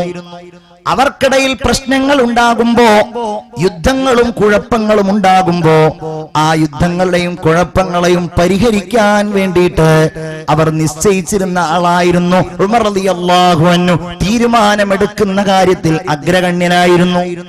പ്രത്യേകതകൾ മനസ്സിലാക്കുക. എഴുത്തും വായനയും അറിയുന്ന ആളെന്ന് പറഞ്ഞാൽ അന്ന് വലിയ സംഗതിയാണ്. ഇന്നിപ്പോ അത് ഒന്നും വലിയൊരു സംഗതിയല്ല. ഇന്നിപ്പോ ഒരാൾക്ക് ഡ്രൈവിംഗ് അറിയും എന്ന് പറഞ്ഞത് ഇപ്പൊ ആൾക്ക് വലിയൊരു സംഗതിയാ അല്ല. അതേ സമയത്ത് ഒരു 30 കൊല്ലം മുമ്പ് നമുക്കിടയിൽ ഒരാൾക്ക് ഡ്രൈവിംഗ് അറിയും എന്ന് പറഞ്ഞത് വലിയ സംഗതിയാണ്. 30 കൊല്ലം മുമ്പ് നമുക്കിടയിൽ ഒരാൾക്ക് തെങ്ങ് കയറാൻ അറിയും എന്ന് പറഞ്ഞൊരു വലിയ സംഗതിയല്ല. ഇന്ന് നമുക്കിടയിൽ ഒരാൾക്ക് തെങ്ങ് കയറാൻ അറിയും എന്ന് പറഞ്ഞിട്ടുണ്ടെങ്കിൽ അയാളെ വലിയൊരു അത്ഭുതത്തോടെ നമ്മളൊക്കെ നോക്കും. പടച്ചോൻ, ഇവിടെ ആരും അത്ഭുതത്തോടെ നോക്കണില്ല, എല്ലാവർക്കും തെങ്ങിൽ കയറാൻ അറിയല്ലേ. അതാണ് ഏറ്റവും വലിയ തമാശ എന്ന് പറഞ്ഞാൽ. ഉമർ റളിയല്ലാഹു അൻഹുവിനെ അന്ന് എഴുത്തും വായനയും നന്നായിട്ട് അറിയുമായിരുന്നു. അതുകൊണ്ട് തന്നെ പിൽക്കാലത്ത് കാത്തിബ് വഹി റസൂലില്ലാ, അല്ലാഹുവിന്റെ റസൂലിന്റെ വഹി രേഖപ്പെടുത്തുന്നയാളായിരുന്നു. വഹുവ അഹദുസ് സാബിഖീനൽ അവ്വലീൻ, സ്വർഗം കൊണ്ട് സന്തോഷ വാർത്ത അറിയിക്കപ്പെട്ട ആദ്യത്തെ 10 ആളുകളിൽ ഒരാളാണ്. വഅഹദുൽ ഖുലഫാ, 4 ഖലീഫമാരിൽ ഒരാളാണ്. ഇനി ഒരു പ്രത്യേകത കേൾക്കണോ? വഅഹദു അസ്ഹാരി റസൂലില്ലാഹ്, റസൂലുള്ളാഹിയുമായി വിവാഹ ബന്ധത്തിൽ ഏർപ്പെട്ടതിന്റെ ഒരാളാണ്. സമ്മാനം വേണമെങ്കിൽ കൊടുക്കാം. എങ്ങനെയാണ് ആ ബന്ധം എന്ന് അറിയില്ലേ? റസൂലുള്ളാഹിന്റെ എന്താ ബന്ധം? അലി റളിയല്ലാഹുവിന്റെ എന്താ ബന്ധം? റസൂലുള്ളാഹിന്റെ മോളെ അലി റളിയല്ലാഹുവിന് കല്യാണം കഴിച്ചു. ഉസ്മാൻ റളിയല്ലാഹുവിന്റെ എന്താ ബന്ധം? റസൂലുള്ളാഹിന്റെ 2 പെൺകുട്ടികളെ ബഹുമാനപ്പെട്ട ഉസ്മാൻ ബിൻ അഫ്ഫാൻ റളിയല്ലാഹുവിന് കല്യാണം കഴിച്ചു. അബൂബക്കർ റളിയല്ലാഹുവിനായിട്ട് എന്താ ബന്ധം? ആയിഷ ബീവി എന്ന അബൂബക്കർ റളിയല്ലാഹുവിന്റെ മോളെ റസൂലുള്ളാഹി കല്യാണം കഴിച്ചു. ഉമറുൽ ഫാറൂഖ് റളിയല്ലാഹുവിനായിട്ട് എന്താ ബന്ധം? റസൂലുള്ളാഹി സ്വല്ലല്ലാഹു അലൈഹി വസല്ലം തങ്ങളുടെ ഭാര്യയായ ഹഫ്സ എന്നവരുടെ പിതാവായിരുന്നു ഉമറുൽ ഫാറൂഖ്. അങ്ങനെ ബന്ധമുണ്ടായിരുന്നു. റസൂലുള്ളാഹി സ്വല്ലല്ലാഹു അലൈഹി വസല്ലം എപ്പോഴും ദുആ ചെയ്യുമായിരുന്നു, അല്ലാഹുമ്മ അഇസ്സൽ ഇസ്ലാമ ബി അഹബ്ബി ഹാദൈനി റജുലൈൻ. അതിൽ വലിയൊരു മാതൃക എന്താണെന്നറിയോ? നമുക്കിടയിൽ വളർന്നു വരുന്ന യുവാക്കൾക്കിടയിൽ കാര്യങ്ങൾ ഏൽപ്പിക്കാൻ പറ്റിയ ആളുകളെ കൈപിടിച്ചു കൊണ്ടുവരിക എന്നുള്ള ഒരു ഉത്തരവാദിത്തം മുതിർന്ന ആൾക്കാർക്കുണ്ട്. മനസ്സിലായില്ല? നമ്മളുടെ പിന്നെന്താണ്, ഇപ്പോ നമ്മുടെ പള്ളി അതുപോലെ മദ്രസയൊക്കെ ഭരിക്കുന്ന ആളുകൾക്ക് പ്രായം ഇങ്ങനെ ആയി തുടങ്ങുകയാണെന്നുണ്ടെങ്കിൽ, ഇവിടുത്തെ എന്നല്ല എവിടുത്തെയും ആള് അങ്ങനെയാണെന്നുണ്ടെങ്കിൽ അവിടെ നാട്ടിലുണ്ടാവും വളർന്നു വരുന്ന കുറെ ആളുകൾ, യുവാക്കള്. അവരൊക്കെ അതിലേക്ക് ആകർഷിക്കുക, അവരത്തരം കാര്യങ്ങളുടെ ചെറിയ ചുമതലകൾ ഏൽപ്പിക്കുക. നമ്മൾക്ക് ശേഷം പ്രളയം എന്ന ചിന്തയില്ലാതെ അവര് കാരണത്താൽ നമ്മുടെ നാടിന്റെ ഐശ്വര്യവും പുരോഗതിയും നമ്മൾ ആഗ്രഹിക്കുക. റസൂലുള്ള ദുആ ചെയ്യുമായിരുന്നു, അല്ലാഹുവേ ഇസ്ലാമിനെ നീ പ്രതാപമുള്ളതാക്കണേ, ബി അഹബ്ബി ഹാദൈനി റജുലൈൻ, ഈ 2 മനുഷ്യരിൽ നിന്ന് നിനക്ക് ഏറ്റവും ഇഷ്ടപ്പെട്ട 2 ആളുകളിൽ ഒരാളെ കൊണ്ട് ഇസ്ലാമിനെ നീ പ്രതാപമാക്കണമേ. ആരായിരുന്നു ആ 2 ആളുകൾ? ഒന്ന് ഉമർ ഇബ്നുൽ ഖത്താബ് റളിയല്ലാഹു അൻഹു, മറ്റൊന്ന് അബൂജഹലും ആയിരുന്നു. അബൂജഹലും നല്ലൊരു യുവാവായിരുന്നു. അബൂജഹൽ സംസാരിക്കാൻ പറ്റിയ ആളായിരുന്നു. അബൂജഹൽ ആളുകളെ ആകർഷിക്കാൻ പറ്റിയ ആളായിരുന്നു. അതുകൊണ്ട് റസൂലുള്ളാഹി ദുആ ചെയ്യും, ഒന്നുകിൽ അബൂജഹലിനെ കൊണ്ട് അല്ലെങ്കിൽ ഉമർ റളിയല്ലാഹുവിനെ കൊണ്ട് അല്ലാഹുവേ നീ ദീൻ ഉഷാറാക്കണം. ചില സന്ദർഭങ്ങളിൽ ദുആ ചെയ്യുമായിരുന്നു, അല്ലാഹുമ്മ അഇസ്സൽ ഇസ്ലാമ ബി ഉമർ ഇബ്നുൽ ഖത്താബ് ഖാസ്സ, അല്ലാഹുവേ ഉമർ ഇബ്നുൽ ഖത്താബിനെ കൊണ്ട് പ്രത്യേകമായി ഇസ്ലാമിനെ നീ പ്രതാപമാക്കണേ അല്ലാഹ്. അങ്ങനെ അവസാനം ഉമർ റളിയല്ലാഹു അൻഹു മുസ്ലിം ആകാനുള്ള കാരണം റസൂലുള്ളാഹിന്റെ ഈ ദുആ. അതോടൊപ്പം ചില സാഹചര്യങ്ങൾ, ആ കഥ ഞാൻ അങ്ങോട്ട് പറയുന്നതിനേക്കാളും നന്നായിട്ട് നിങ്ങൾ എനിക്ക് ഇങ്ങോട്ട് പറഞ്ഞു തരും എന്നുള്ളത് കൊണ്ട് ഞാൻ അതിലേക്ക് കടക്കണില്ല. പക്ഷെ ഒരു കാര്യം മനസ്സിലാക്കേണ്ടത്, ഉമറിന്റെ മനസ്സിൽ ഖുർആൻ കേൾക്കുമ്പോഴൊക്കെ ഒരു ചലനം ഉണ്ടായിരുന്നു എന്നുള്ളതാണ്. എന്നിട്ടത് മറക്കും, വീണ്ടും ആ ചലനം ഉണ്ടാവും. ആ ചലനത്തിന്റെ ഒടുവിൽ ഉമറുല്ലാഹിനെ ഖുർആൻ കേട്ട് മുസ്ലിമായി എന്നുള്ളതാണല്ലോ കഥ. അതിൽപ്പെട്ട ഒരു സംഭവം അങ്ങനെ കാണാം. ഖുർആൻ കേട്ട പല സംഭവങ്ങളുണ്ട്. അതിൽപ്പെട്ട ഒരു സംഭവം, ഉമർ റളിയല്ലാഹു അൻഹു പറയാണ്, ഖറജതു അതഅറദു റസൂലല്ലാഹ്, മുഹമ്മദുർ റസൂലിനെ കാണാൻ വേണ്ടി ഒരിക്കൽ ഞാൻ വീട്ടിൽ നിന്ന് പുറത്തിറങ്ങി. എന്റെ മുമ്പേ റസൂലുള്ള പള്ളിയിലേക്ക് പോയിട്ടുണ്ട് എന്ന വിവരം എനിക്ക് കിട്ടി. അങ്ങനെ ഞാൻ പള്ളിയിലേക്ക് പോയി. മുഹമ്മദുർ റസൂലിന്റെ പിന്നിൽ ഞാൻ ഇങ്ങനെ നിൽക്കുമ്പോ റസൂലുള്ള നിസ്കരിക്കാൻ വേണ്ടി തുടങ്ങി. അപ്പൊ ഞാൻ അങ്ങനെ നോക്കി, എങ്ങനെയാണ് ഈ ആരാധനാ കർമ്മങ്ങളൊക്കെ നിർവഹിക്കുന്നത്. ബഹുമാനപ്പെട്ട റസൂലുള്ളാഹി സൂറത്തുൽ ഹാഖ ആരംഭം കുറിച്ചു. അപ്പൊ ഞാൻ ഇങ്ങനെ നോക്കുകയാണ്, പടച്ചോനെ എന്തൊരു രസമാണ് മുഹമ്മദുർ റസൂലിന്റെ ഈ ഖുർആൻ പാരായണത്തിന്. ഞാനതിങ്ങനെ കേട്ടു നിന്നു. കാരണം ഉമർ തന്നെ എഴുത്തറിയാലോ, വായന അറിയാലോ, സാഹിത്യ തൽപരനാണല്ലോ. ഉമർ ഇങ്ങനെ കേൾക്കാണ്, ബിസ്മില്ലാഹിർ റഹ്മാനിർ റഹീം, അൽഹാഖതു മൽഹാഖ വമാ അദ്റാക മൽഹാഖ കല്ലബത് സമൂദ وثمود وعاد بالقارية وأما ثمود فأهلكوا بالطاغية وأما عاد فأهلكوا بريح صرصر عاتية سخرها عليهم 7 ليال و8 أيام فترى القوم فيها صرعا كأنهم أعجاز نخل خاوية فهل ترى لهم من باقية. നബി ഇതിങ്ങനെ ഓതിക്കൊണ്ടിരിക്കുകയാണ്. ഉമർ റളിയല്ലാഹു അൻഹു പിന്നിലുണ്ട്. റളിയല്ലാഹു അൻഹു പറഞ്ഞു, ഉമർ റളിയല്ലാഹു അൻഹു ഇങ്ങനെ മനസ്സിൽ പറയാണ്, പടച്ചോനെ ഇതൊരു കവിയുടെ വാക്കുകളാണല്ലോ. ഖുർആൻ ഇങ്ങനെ ഓതുമ്പോൾ അങ്ങനെ വിചാരിച്ചു ഇതൊരു കവിതയാണല്ലോ. പെട്ടെന്ന് ഖുർആനിൽ നബി ഓതി എന്റെ മനസ്സറിഞ്ഞതുപോലെ വമാ ഹുവ ബിഖൗലി ശാഇർ ഇന്നഹു ലഖൗലു റസൂലിൻ കരീം. ഇതൊരു മാന്യനായ ദൂതന്റെ വാക്കുകൾ മാത്രമാണ്. വമാ ഹുവ ബിഖൗലി ശാഇർ, ഇതൊരിക്കലും ഒരു കവിയുടെ വാക്കുകളല്ല. ഖലീലമ്മാ തുഅ്മിനൂൻ, പക്ഷേ നിങ്ങൾ കുറച്ചേ വിശ്വസിക്കണുള്ളൂ. ഇത് ഞാൻ മനസ്സിലങ്ങ് വിചാരിച്ചപ്പോഴേക്ക് റസൂലുള്ളാഹി അതങ്ങോതി. അപ്പൊ ഞാൻ പറഞ്ഞു ഈ മുഹമ്മദ് ഒരു ജ്യോത്സ്യൻ തന്നെ. പെട്ടെന്നാണ് അടുത്ത ആയത്ത് വരുന്നത്, വലാ ബിഖൗലി കാഹിൻ ഖലീലം മാ തദക്കറൂൻ. ഉമർ മുസ്ലിമായല്ലോ. ദാറുൽ അർഖമിന്റെ ഇടിഞ്ഞു പൊളിഞ്ഞു വീഴാറായ ആ ചുമരുകൾക്കകത്ത് നിന്ന് ലാ ഇലാഹ ഇല്ലല്ലാഹ് ലോകമാവേശം കൊണ്ട സമയമായിരുന്നു അത്. ആകാശഭൂമികൾ സന്തോഷകരമായ സമയമായിരുന്നു അത്.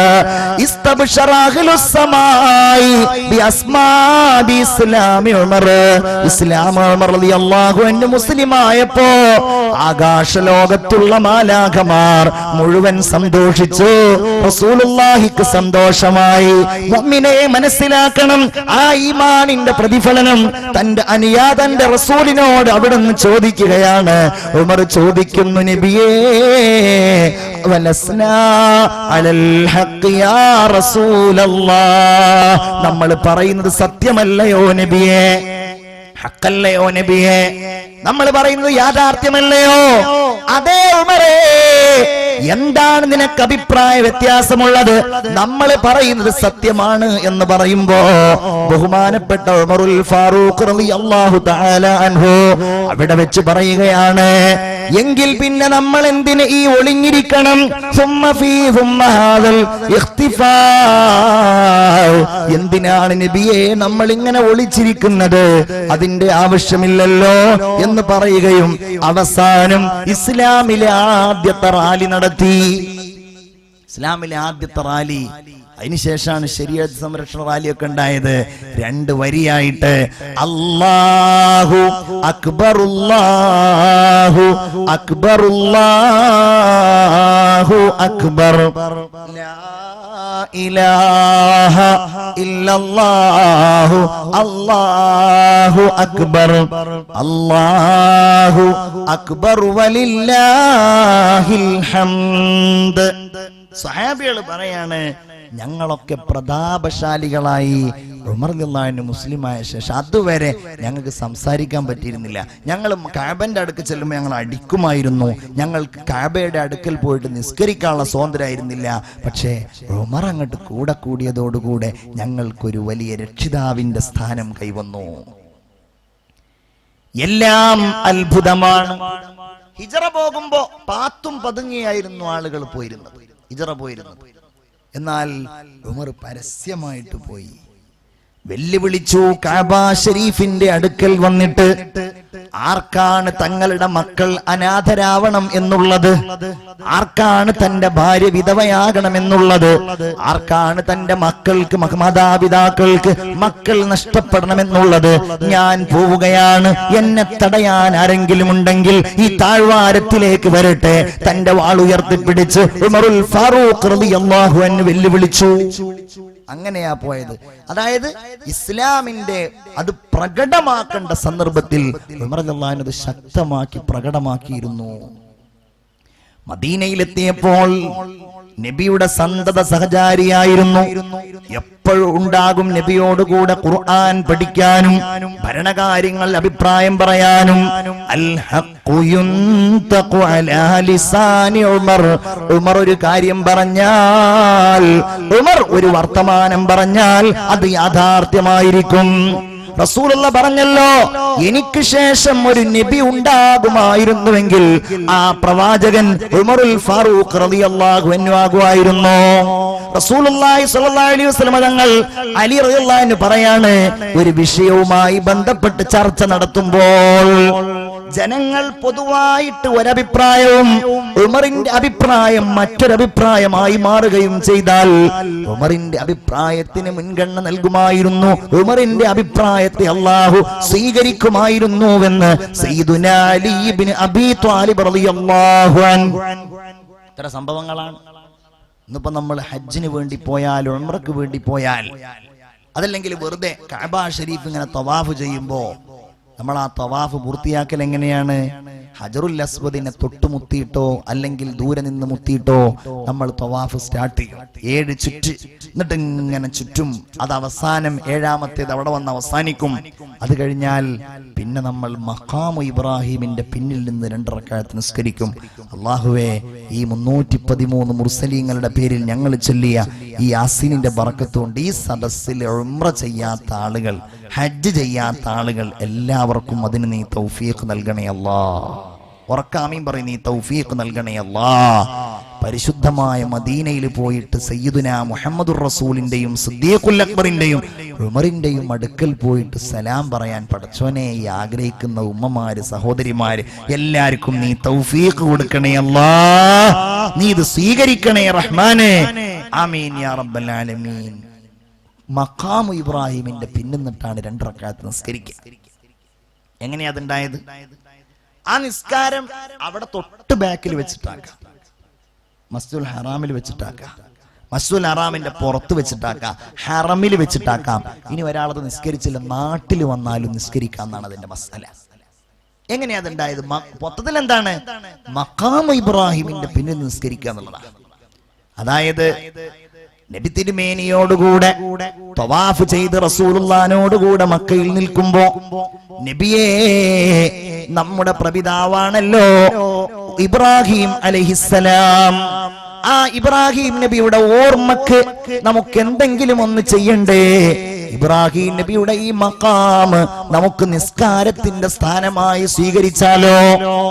അല്ലാഹു അവതരിപ്പിച്ചു, വഇദ് ജഅൽനൽ ബൈത മസാബതൻ ലിന്നാസി വഅംന വത്തഖിദൂ മിൻ മഖാമി ഇബ്രാഹിമ മുസല്ലാ.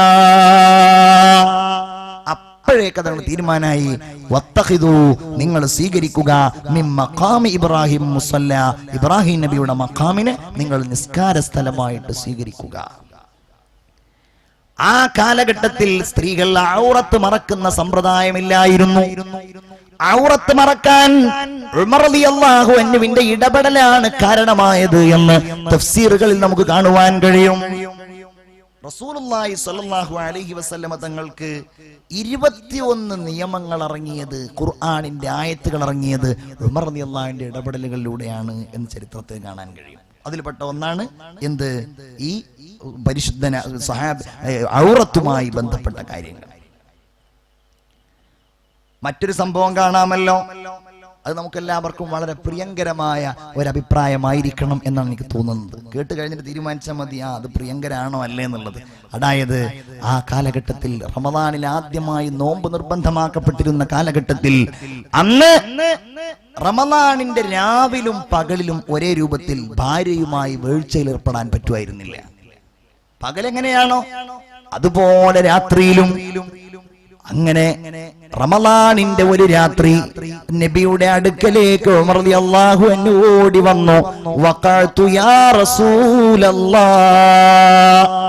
ഞാൻ വീട്ടിലേക്ക് പോയപ്പോൾ ഞാൻ എന്റെ ഭാര്യയെ കണ്ടപ്പോൾ എനിക്ക് നിയന്ത്രിക്കാൻ കഴിഞ്ഞില്ല. എന്റെ ഭാര്യയുമായി ഞാൻ വീഴ്ചയിൽ ഏർപ്പെട്ടു പോയി. റസൂലുള്ളാഹിനോട് ഈ പരാതി പറഞ്ഞു. അള്ളാഹുവിന്റെ റസൂൽ ഇങ്ങനെ നിശബ്ദനായി നിന്നു. വഹയി ഇറങ്ങി. റമളാനിന്റെ രാത്രിയിൽ ഉഹില്ല ലക്കും ലൈലത്തസ് സിയാമിർ റഫസു ഇലാ നിസാഇകും ഹുന്ന ലിബാസുൽ ലക്കും വ അൻതും ലിബാസുൽ ലഹുന്ന. രാത്രി സമയത്ത് നിങ്ങളുടെ ഭാര്യമാരുമായി വേഴ്ചയിൽ ഏർപ്പെടൽ നിങ്ങൾക്ക് അല്ലാഹു അനുവദിച്ചു തന്നിരിക്കുകയാണ്.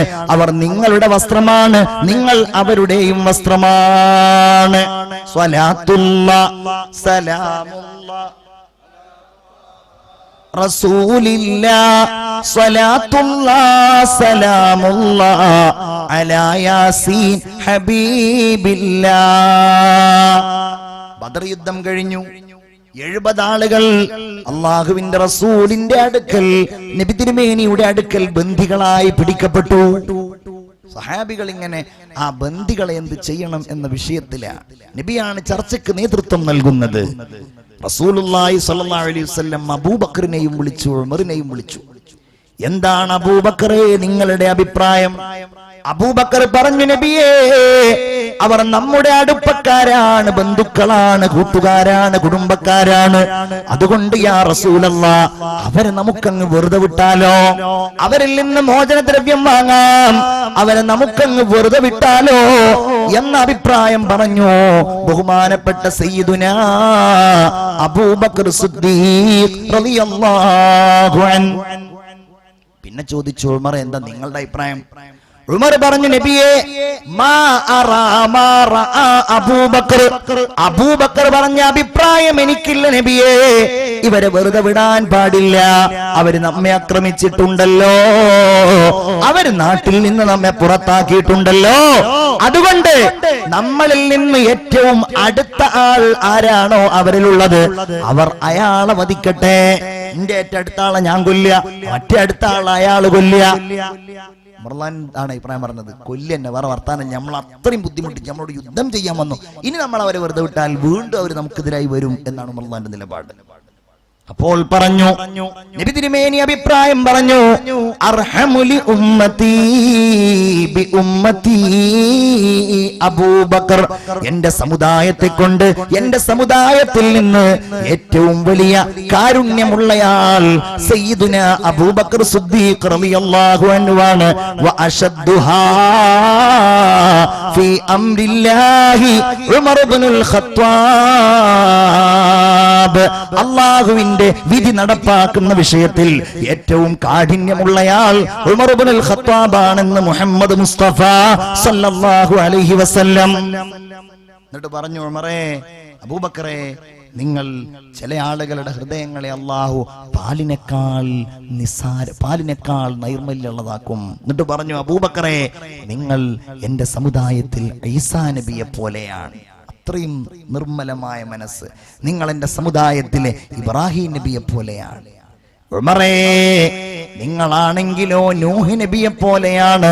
റബ്ബിലാ തദർ അലൽ അർളി മിനൽ കാഫിരീന ദയ്യാറാ. അല്ലാഹുവേ, ഒരാളെയും അവശേഷിപ്പിക്കല്ലേ എന്ന് ദുആ ചെയ്ത നൂഹ് നബിയെ പോലെ ഇബ്രാഹിം നബി വീണ്ടും പറഞ്ഞു, നിങ്ങൾ എന്റെ സമുദായത്തിൽ മൂസാ നബിയെ പോലെയാണ്.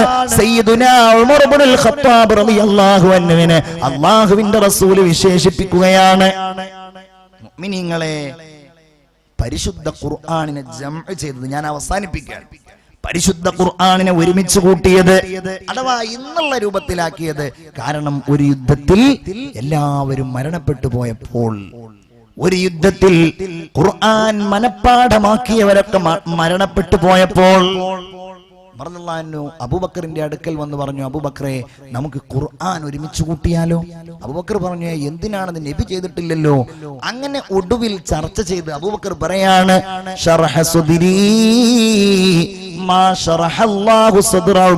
ഉമറിന്റെ ഹൃദയം വിശാലമായതുപോലെ എന്റെ ഹൃദയത്തെയും അല്ലാഹു തആല വിശാലമാക്കി തന്നു. അങ്ങനെയാണ് ഖുർആൻ ഉണ്ടാകുന്നത്. അതായത് അത് മുസ്ഹഫ് രൂപത്തിലാകുന്നത്. ഞാൻ ഒന്ന് രണ്ട് വാക്യങ്ങളിൽ അടുത്ത ഓരോന്ന് പറയാണ്. ഉമർ റളിയല്ലാഹു അൻഹു നിരവധി ഭരണപരിഷ്കാരങ്ങൾ നടത്തി. പെൻഷൻ സമ്പ്രദായം കൊടുക്കുന്നത് ഉമർ റളിയല്ലാഹു അൻഹു ആണ്. ജില്ലകളാക്കി നാടിനെ തിരിച്ചത് ഉമർ റളിയല്ലാഹു അൻഹു ആണ്. ഓരോ സംസ്ഥാനങ്ങളായിട്ട് ഈ അറേബ്യൻ സാമ്രാജ്യത്തെ വിഭജിച്ചത് ഉമർ റളിയല്ലാഹു അൻഹു ആണ്. അപ്രകാരം ശമ്പളം നിശ്ചയിച്ചത്, ജഡ്ജിമാരെ വെച്ചത്, വിദ്യാലയങ്ങൾ ഉണ്ടാക്കിയത്, റോഡുകൾ നിർമ്മിച്ചത്, ഹിജ്റ കലണ്ടർ ഉണ്ടാക്കിയത് എല്ലാം ഉമറുൽ ഫാറൂഖ് റളിയല്ലാഹു അൻഹു. എപ്പോഴും ലൈവായിരുന്നു ആള്, എപ്പോഴും ആർക്കും കാണാവുന്ന അവസ്ഥ. ചില കാരണങ്ങളാലാണ് ഞാൻ എന്റെ വാക്കുകൾ അവസാനിപ്പിക്കുന്നത്. റഹ്മാനായ റബ്ബ് നമ്മെ കബൂലാക്കുമാറാവട്ടെ. ഒരു കാര്യം കൂടെ നമുക്ക് ഓർക്കാമല്ലോ. ആദരവായ മുഹമ്മദ് മുസ്തഫ സല്ലല്ലാഹു അലൈഹി വസല്ലമ തങ്ങളെ ഇത്രയധികം സ്നേഹിച്ച ഒരു മനുഷ്യൻ വേറുണ്ടായിരുന്നില്ല, അല്ലേ? നബിയില്ലാത്ത ഒരു ജീവിതം സ്വപ്നം കാണാൻ കഴിയില്ലായിരുന്നു. ഇതൊരു സ്നേഹമായിരുന്നു. അള്ളാഹുവിന്റെ ഹബീബ് മുഹമ്മദ് മുസ്തഫ സല്ലല്ലാഹു അലൈഹി വസല്ലമ തങ്ങൾ ലോകത്തോട് വിട പറയാൻ പോവുകയാണ്. വിട പറയാൻ പോകുന്ന സന്ദർഭത്തിൽ റസൂലുള്ളാഹിക്ക് ഇങ്ങനെ അവസാന ഘട്ടത്തിൽ രോഗമായി. റബീഉൽ അവ്വലിന്റെ തുടക്കമാണ്. രോഗം ഇങ്ങനെ കഠിനമായി. നബി വീട്ടിലാണ്, നിസ്കരിക്കാൻ പള്ളിയിലേക്ക് വരാറില്ല. അബൂബക്കറാണ് ഇമാമായി നിൽക്കാറുള്ളത്. അങ്ങനെ റസൂലുള്ളാഹി സ്വല്ലല്ലാഹു അലൈഹി വസല്ലം പള്ളിയിലേക്ക് വന്നു.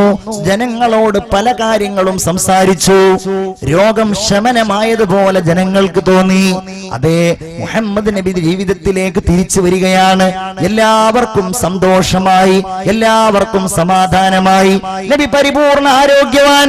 അങ്ങനെ അബൂബക്കർ റളിയല്ലാഹു അൻഹു മദീനയുടെ പ്രാന്തപ്രദേശമായ ഒരു സ്ഥലത്തേക്ക് പോയി. അവിടെയുള്ള തന്റെ ഭാര്യയുടെ വീട്ടിലേക്ക് പോയി.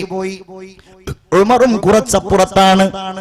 നബി തിരുമേനിയാണെങ്കിലോ വീട്ടിൽ തന്റെ അവസാന നിമിഷങ്ങളിലേക്ക് കടക്കുകയാണ്. ആയിഷ ബീവിയുടെ മടിയിൽ തലവെച്ച് കിടക്കുന്നു. അള്ളാഹുവിന്റെ ഹബീബിന് ബോധക്ഷയം സംഭവിക്കുന്നു. ആയിഷ ബീവി തന്റെ വീട്ടിലേക്ക് കടന്നു വന്ന തന്റെ സഹോദരന്റെ കയ്യിൽ നിന്ന് മിസ്വാക്ക് വാങ്ങിയിട്ട് അതൊന്ന് കടിച്ച് പാകപ്പെടുത്തി റസൂലുള്ളാഹിക്ക് മിസ്വാക്ക് ചെയ്തു കൊടുക്കുന്നു.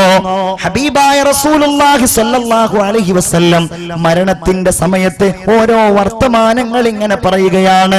ഫാത്തിമ ബീവി കടന്നു വരുന്നു, ഫാത്തിമയോട് സംസാരിക്കുന്നു. അങ്ങനെ അള്ളാഹുവിന്റെ റസൂൽ സല്ലല്ലാഹു അലൈഹി വസല്ലമ തങ്ങൾ എല്ലാം കഴിഞ്ഞ് ഈ ലോകത്തോട് യാത്ര പറയുകയാണ്. ആയിഷ ബീവിക്ക് മനസ്സിലായി, അതേ, ആ ചുണ്ടുകളുടെ ചലനം നിലച്ചിരിക്കുന്നു, ആ കണ്ണുകൾ അടഞ്ഞു പോയിരിക്കുന്നു, അവിടുത്തെ ശ്വാസം നിലച്ചിരിക്കുന്നു. ആയിഷ ബീവി തന്റെ മടിയിൽ നിന്ന് റസൂലുള്ളാഹിന്റെ ആ പരിശുദ്ധമായ ശരീരം മാറ്റിക്കിടത്തി. റസൂലുള്ളാഹി സ്വല്ലല്ലാഹു അലൈഹി വസല്ലമ തങ്ങളുടെ വീട്ടിൽ റസൂലുള്ളാഹിയുടെ പ്രിയപ്പെട്ട പരിശുദ്ധമായ ആ ശരീരം ഇങ്ങനെ കിടക്കുകയാണ്. സ്വഹാബികളിൽ ചിലർ ആ വിവരം ഇങ്ങനെ പതുക്കെ അറിഞ്ഞു. അബ്ബാസും ബഹുമാനപ്പെട്ട അലി റളിയല്ലാഹു അൻഹുവും ആ വിവരം അറിഞ്ഞു. ഹബീബായ റസൂലുള്ളാഹി വിട പറഞ്ഞിരിക്കുന്നു. അതിങ്ങനെ പതുക്കെ പതുക്കെ പറയാൻ തുടങ്ങി. പലരും അതറിഞ്ഞു, നാട്ടുകാരറിഞ്ഞു. കരയുകയാണ്, പൊട്ടിക്കരയാണ്. അവർക്ക് എന്ത് ചെയ്യണമെന്നറിയില്ല. നബിയില്ലാത്ത ഒരു സാഹചര്യം അവർക്ക് സങ്കല്പിക്കാൻ കഴിയില്ല. അവർക്ക് പള്ളിയിൽ വന്നാൽ മതിയായിരുന്നു, മദീന പള്ളിയിൽ വന്നാൽ മതിയായിരുന്നു. റസൂലുള്ളാഹി അവിടെ ഉണ്ടായിരുന്നു. നബി തിരുമേനിയോട് അവർക്ക് എന്തും പറയാമായിരുന്നു. ഇനി നബിയില്ലാത്ത ഒരു കാലം അവർക്ക് സഹിക്കാൻ കഴിയില്ല. അങ്ങനെ വിവരം ഉമറുൽ ഫാറൂഖ് അറിഞ്ഞു. ഓടി വന്നു. വരുമ്പോ തന്നെ പറയുന്നത്, എന്റെ നബി മരിക്കുകയോ? ഒരിക്കലുമില്ല, ഒരിക്കലും മരിച്ചിട്ടില്ല. റസൂലുള്ള വിട പറഞ്ഞിട്ടില്ല. തന്നെയുമല്ല, റസൂലുള്ളാഹിനെ കണ്ട് തിരിച്ചു വന്ന് അവിടെ കൂടിയിരിക്കുന്നവരോടൊരു ഭ്രാന്തനെ പോലെ ഉമർ പറഞ്ഞു. നമ്മൾ ചിന്തിക്കൂ, സൂര്യൻ ഉണ്ടല്ലോ, ഒരു പകൽ സമയം പെട്ടെന്നങ്ങില്ലാതെയായാൽ നമുക്കത് വിശ്വസിക്കാൻ കഴിയില്ലല്ലോ എന്നതുപോലെ ഉമറിനത് ഉൾക്കൊള്ളാൻ കഴിയുന്നില്ല. ഉമർ ഇങ്ങനെ സ്വഹാബികളോട് പറയാൻ, നബി മരിച്ചിട്ടില്ല, ആരെങ്കിലും പറഞ്ഞാൽ അവനെ ഞാൻ ഉറപ്പായിട്ടും കൊല്ലുന്നതാണ്. സയ്യിദുനാ ഉമറുൽ ഫാറൂഖ് റളിയല്ലാഹു അൻഹു ഉമറുൽ ഫാറൂഖ് റളിയല്ലാഹു തആല അൻഹു അവിടെ വെച്ച് ഇങ്ങനെ മുറുമുറുക്കുമ്പോ അത് സ്വഹാബികൾക്ക് ആവേശമായി. ശരിയായിരിക്കും, ഉമർ പറഞ്ഞത് ശരിയായിരിക്കും. ഉമർ ഇങ്ങനെ പറയുന്നുണ്ട്, ഈസാ അലൈഹിസ്സലാം അള്ളാഹുവിന്റെ അടുക്കൽ പോയി ഇനി തിരിച്ചു വരുമെന്ന് പറയുന്നത് പോലെ നബിയും ഉടൻ തിരിച്ചു വരും, അല്ലാതെ ഇത് മരണമല്ല. അങ്ങനെയാണ് കുറച്ചു കഴിഞ്ഞ് അബൂബക്കർ ഇങ്ങനെ മന്ദം മന്ദം വരുന്നത്. തന്റെ വീട്ടിലേക്ക് വന്നു. അവിടെ തന്റെ കൂട്ടുകാരൻ ഇങ്ങനെ നിശ്ചലമായി കിടക്കുകയാണ്. ആ നെറ്റിയിൽ നിന്ന് ആ വിരിമാറ്റി ആ നെറ്റിത്തടത്തിൽ ചുംബിച്ചു. അബൂബക്കർ പറഞ്ഞു, നബിയേ, തിബ്ത ഹയ്യൻ വ തിബ്ത മൈതാ. ജീവിച്ചപ്പോഴങ്ങെന്ന് സുഗന്ധമാണ്, മരിച്ചപ്പോഴും അങ്ങെന്ത് സുഗന്ധമാണ്. പരിശുദ്ധമായ അബൂബക്കറിനെ റസൂലുള്ളാഹിയുടെ മരണം ഉൾക്കൊള്ളാൻ കഴിഞ്ഞു. ഇനി ജനങ്ങളെ ഇത് ബോധ്യപ്പെടുത്തണം, ഇത് വിശ്വസിക്കാത്തവരെ ഇത് വിശ്വസിപ്പിക്കണം, ഈ യാഥാർത്ഥ്യത്തിലേക്ക് അവരെ തിരിച്ചു കൊണ്ടുവരണം. ആ പക്വതയോടെ ആയിഷ ബീവിയുടെ വീടിന്റെ താഴ്ഭാഗത്തേക്ക് ഇറങ്ങി. എന്നിട്ട് ജനങ്ങളെ വിളിച്ചു, ജനങ്ങളെ. അപ്പൊ ജനങ്ങൾ പറഞ്ഞു, അബൂബക്കർ സംസാരിക്കുന്നു. ഉമർ അതൊന്നും കേൾക്കുന്നില്ല, മരിച്ചിട്ടില്ല. ജനങ്ങളെ അബൂബക്കർ വീണ്ടും വിളിച്ചു. അവര് പറഞ്ഞു, ഉമറേ അതാ സംസാരിക്കുന്നു, നീക്കൊന്നും കേൾക്കണ്ട. മൂന്നാമത് പറഞ്ഞു. അപ്പൊ എല്ലാവരും കേട്ടു നോക്കി. അബൂബക്കർ സലാം പറഞ്ഞു, ബിസ്മി ചൊല്ലി, ഹംദ് ചൊല്ലി. എന്നിട്ട് പറഞ്ഞു, വമാ മുഹമ്മദുൻ ഇല്ലാ റസൂലുൻ ഖദ് ഖലത് മിൻ ഖബ്ലിഹിർ റസൂൽ അഫഇം മാത ഔ ഖുതിൽ ഇൻഖലബ്തും ഇലാ അഅഖാബികും. മുഹമ്മദ് നബിയല്ല, ഇല്ലാ റസൂലുൻ, ഒരു റസൂലല്ലാതെയല്ല, ഖദ് ഖലത് മിൻ ഖബ്ലിഹിർ റസൂൽ, മുഹമ്മദ് നബിയുടെ മുമ്പ് ഒരുപാട് പ്രവാചകന്മാർ കടന്നു പോയിട്ടുണ്ട്, ഒരുപാട് നബിമാർ. ഇനി ആ നബി വിട പറയുകയോ ആ റസൂല് മരിക്കുകയോ ചെയ്താൽ, അല്ലെങ്കിൽ കൊല്ലപ്പെടുകയോ ചെയ്താൽ നിങ്ങൾ പിന്തിരിഞ്ഞു പോവുകയാണോ? പെട്ടെന്നാണ് ഒരാൾ ബോധരഹിതനാകുന്നത്. അത് ഉമറായിരുന്നു. ഉമർ പറയുന്നത്, പരിശുദ്ധ ഖുർആനിൽ അങ്ങനെ ഒരായത്തുണ്ടായിരുന്നു എന്ന കാര്യം ഞാൻ മറന്നുപോയിരുന്നു. ആ സ്നേഹത്തിന്റെ കടലിൽ ജീവിച്ച് ആ സ്നേഹത്തോടെ വിട പറഞ്ഞു പോയ ഉമർ റളിയല്ലാഹു അൻഹു മദീന പള്ളിയുടെ റൗള ഷരീഫിന്റെ സമീപത്ത്, റൗള ഷരീഫിൽ റസൂലുള്ളാഹിനോട് ചേർന്ന് കിടക്കുകയാണ്. എത്രയോ കോടിക്കണക്കിന് വിശ്വാസികൾ അവിടെ ചെന്ന് സലാം പറയുകയാണ്. അല്ലാഹുവേ, ആ സ്നേഹത്തിലായി ഞങ്ങളെ ജീവിപ്പിക്കുകയും ആ സ്നേഹത്തിലായി ഞങ്ങളെ മരിപ്പിക്കുകയും ചെയ്യണമേ അല്ലാഹ്. ഉറക്കാമീൻ പറയും, നീ ഞങ്ങളെ സ്വീകരിക്കണേ അല്ലാഹ്, തഖ്വ ഏറ്റിത്തരണേ അല്ലാഹ്, ദീനിന് വേണ്ടി എന്തെങ്കിലും ചെയ്യാനുള്ള തൗഫീഖ് തരണേ റഹ്മാനേ. ഈ കാലഘട്ടത്തിൽ ഞങ്ങൾ ദീനെ ജീവിപ്പിക്കുന്നത് ഇങ്ങനെയെല്ലാമാണ്. നീ ഇത് കബൂലാക്കണേ അല്ലാഹ്, നീ ഇത് സ്വീകരിക്കണേ അല്ലാഹ്. ഈ പരിപാടിയിലേക്ക് സ്വതക്ക ചെയ്യുന്നവർ എന്തുദ്ദേശത്തോടെയാണോ അവർ വാഗ്ദാനം ചെയ്യുന്നത്, ആ സ്വതക്ക നീ കബൂലാക്കണേ അല്ലാഹ്, നീ ബറക്കത്ത് നൽകണേ അല്ലാഹ്, ഉദ്ദേശങ്ങൾ നിറവേറ്റണേ അല്ലാഹ്. അൽഹംദുലില്ലാഹ്, അൽഹംദുലില്ലാഹി റബ്ബിൽ ആലമീൻ. حمدا يوافي نعمه ويكافئ مزيده. اللهم صل على سيدنا محمد وعلى آل سيدنا ومولانا وشفيعنا وحبيبنا محمد. അർഹമുർ റഹീമീനായ അൽ മലിക്കുൽ മുലൂക്കായ രാജസയ്യിദായ തമ്പുരാനെ, ഞങ്ങളിതാ നിന്നിലേക്ക് കൈകൾ ഉയർത്തിയിരിക്കുന്നു റബ്ബേ. ഈ നേർച്ചയുടെ ആദ്യത്തെ ദിവസം അല്ലാഹുവേ, ഞങ്ങളിൽ നിന്നും നീ ഇത് സ്വീകരിക്കണേ റഹ്മാനേ. ഞങ്ങളിവിടെ ചെയ്യുന്ന ഓരോ പ്രവർത്തനങ്ങളും, ഓരോ സംസാരവും, ഓരോ സ്വതക്കയും, ഇവിടെയുള്ള ഈ ഇരുത്തവും ഈ നൃത്തവും എല്ലാം ഞങ്ങളിൽ നിന്നും നീ കബൂലാക്കണേ അല്ലാഹ്. റഹ്മാനെ, നിന്റെ റഹ്മത്തും നിന്റെ ബറക്കത്തും ഞങ്ങളുടെ മേലിൽ നീ ചൊരിഞ്ഞു തരണേ തമ്പുരാനെ. അല്ലാഹുവേ, ഞങ്ങളുടെ മുറാദുകൾ നീ ഹാസിലാക്കണേ അല്ലാഹ്. ഞങ്ങൾക്ക് നീ തഖ്വ ഏറ്റിത്തരണേ റബ്ബേ. പടച്ചവനെ, ഞങ്ങൾ സാധുക്കളാണ്, പാവങ്ങളാണ്. അല്ലാഹുവേ, ഞങ്ങളുടെ കൽബുകൾ നീ ഈമാൻ കൊണ്ട് പ്രകാശിപ്പിക്കണേ അല്ലാഹ്. കാരുണ്യവാനായ റബ്ബേ, നീയല്ലാതെ ഞങ്ങൾക്ക് കൈകൾ ഉയർത്താൻ ഒരാളുമില്ല. നിന്റെ മുമ്പിലല്ലാതെ ഞങ്ങളുടെ ആവശ്യങ്ങൾ പറയാൻ ഞങ്ങൾക്കൊരാളുമില്ല. നീ ഞങ്ങളെ സ്വീകരിക്കണേ റഹ്മാനേ. പടച്ചോനെ, ഒരുപാട് തെറ്റുകൾ വന്നുപോയി, പാപങ്ങൾ വന്നുപോയി. എല്ലാ തെറ്റുകളിൽ നിന്നും പാപങ്ങളിൽ നിന്നും ഞങ്ങളെ നീ കാക്കണേ റഹ്മാനേ. അല്ലാഹുവേ, ഞങ്ങളെ നീ സ്വീകരിക്കുക അല്ലാഹ്. ഞങ്ങൾക്ക് നീ ബറക്കത്ത് നൽകുക അല്ലാ. കാരുണ്യവാനായ റബ്ബേ, ഞങ്ങളുടെ ഉമ്മാക്കും ബാപ്പാക്കും നീ പുറത്തു കൊടുക്കണേ റഹ്മാനേ. ഞങ്ങളുടെ ഉമ്മയും ബാപ്പയും മരിച്ചുപോയവർ ഈ മജ്ലിസിലുണ്ട്.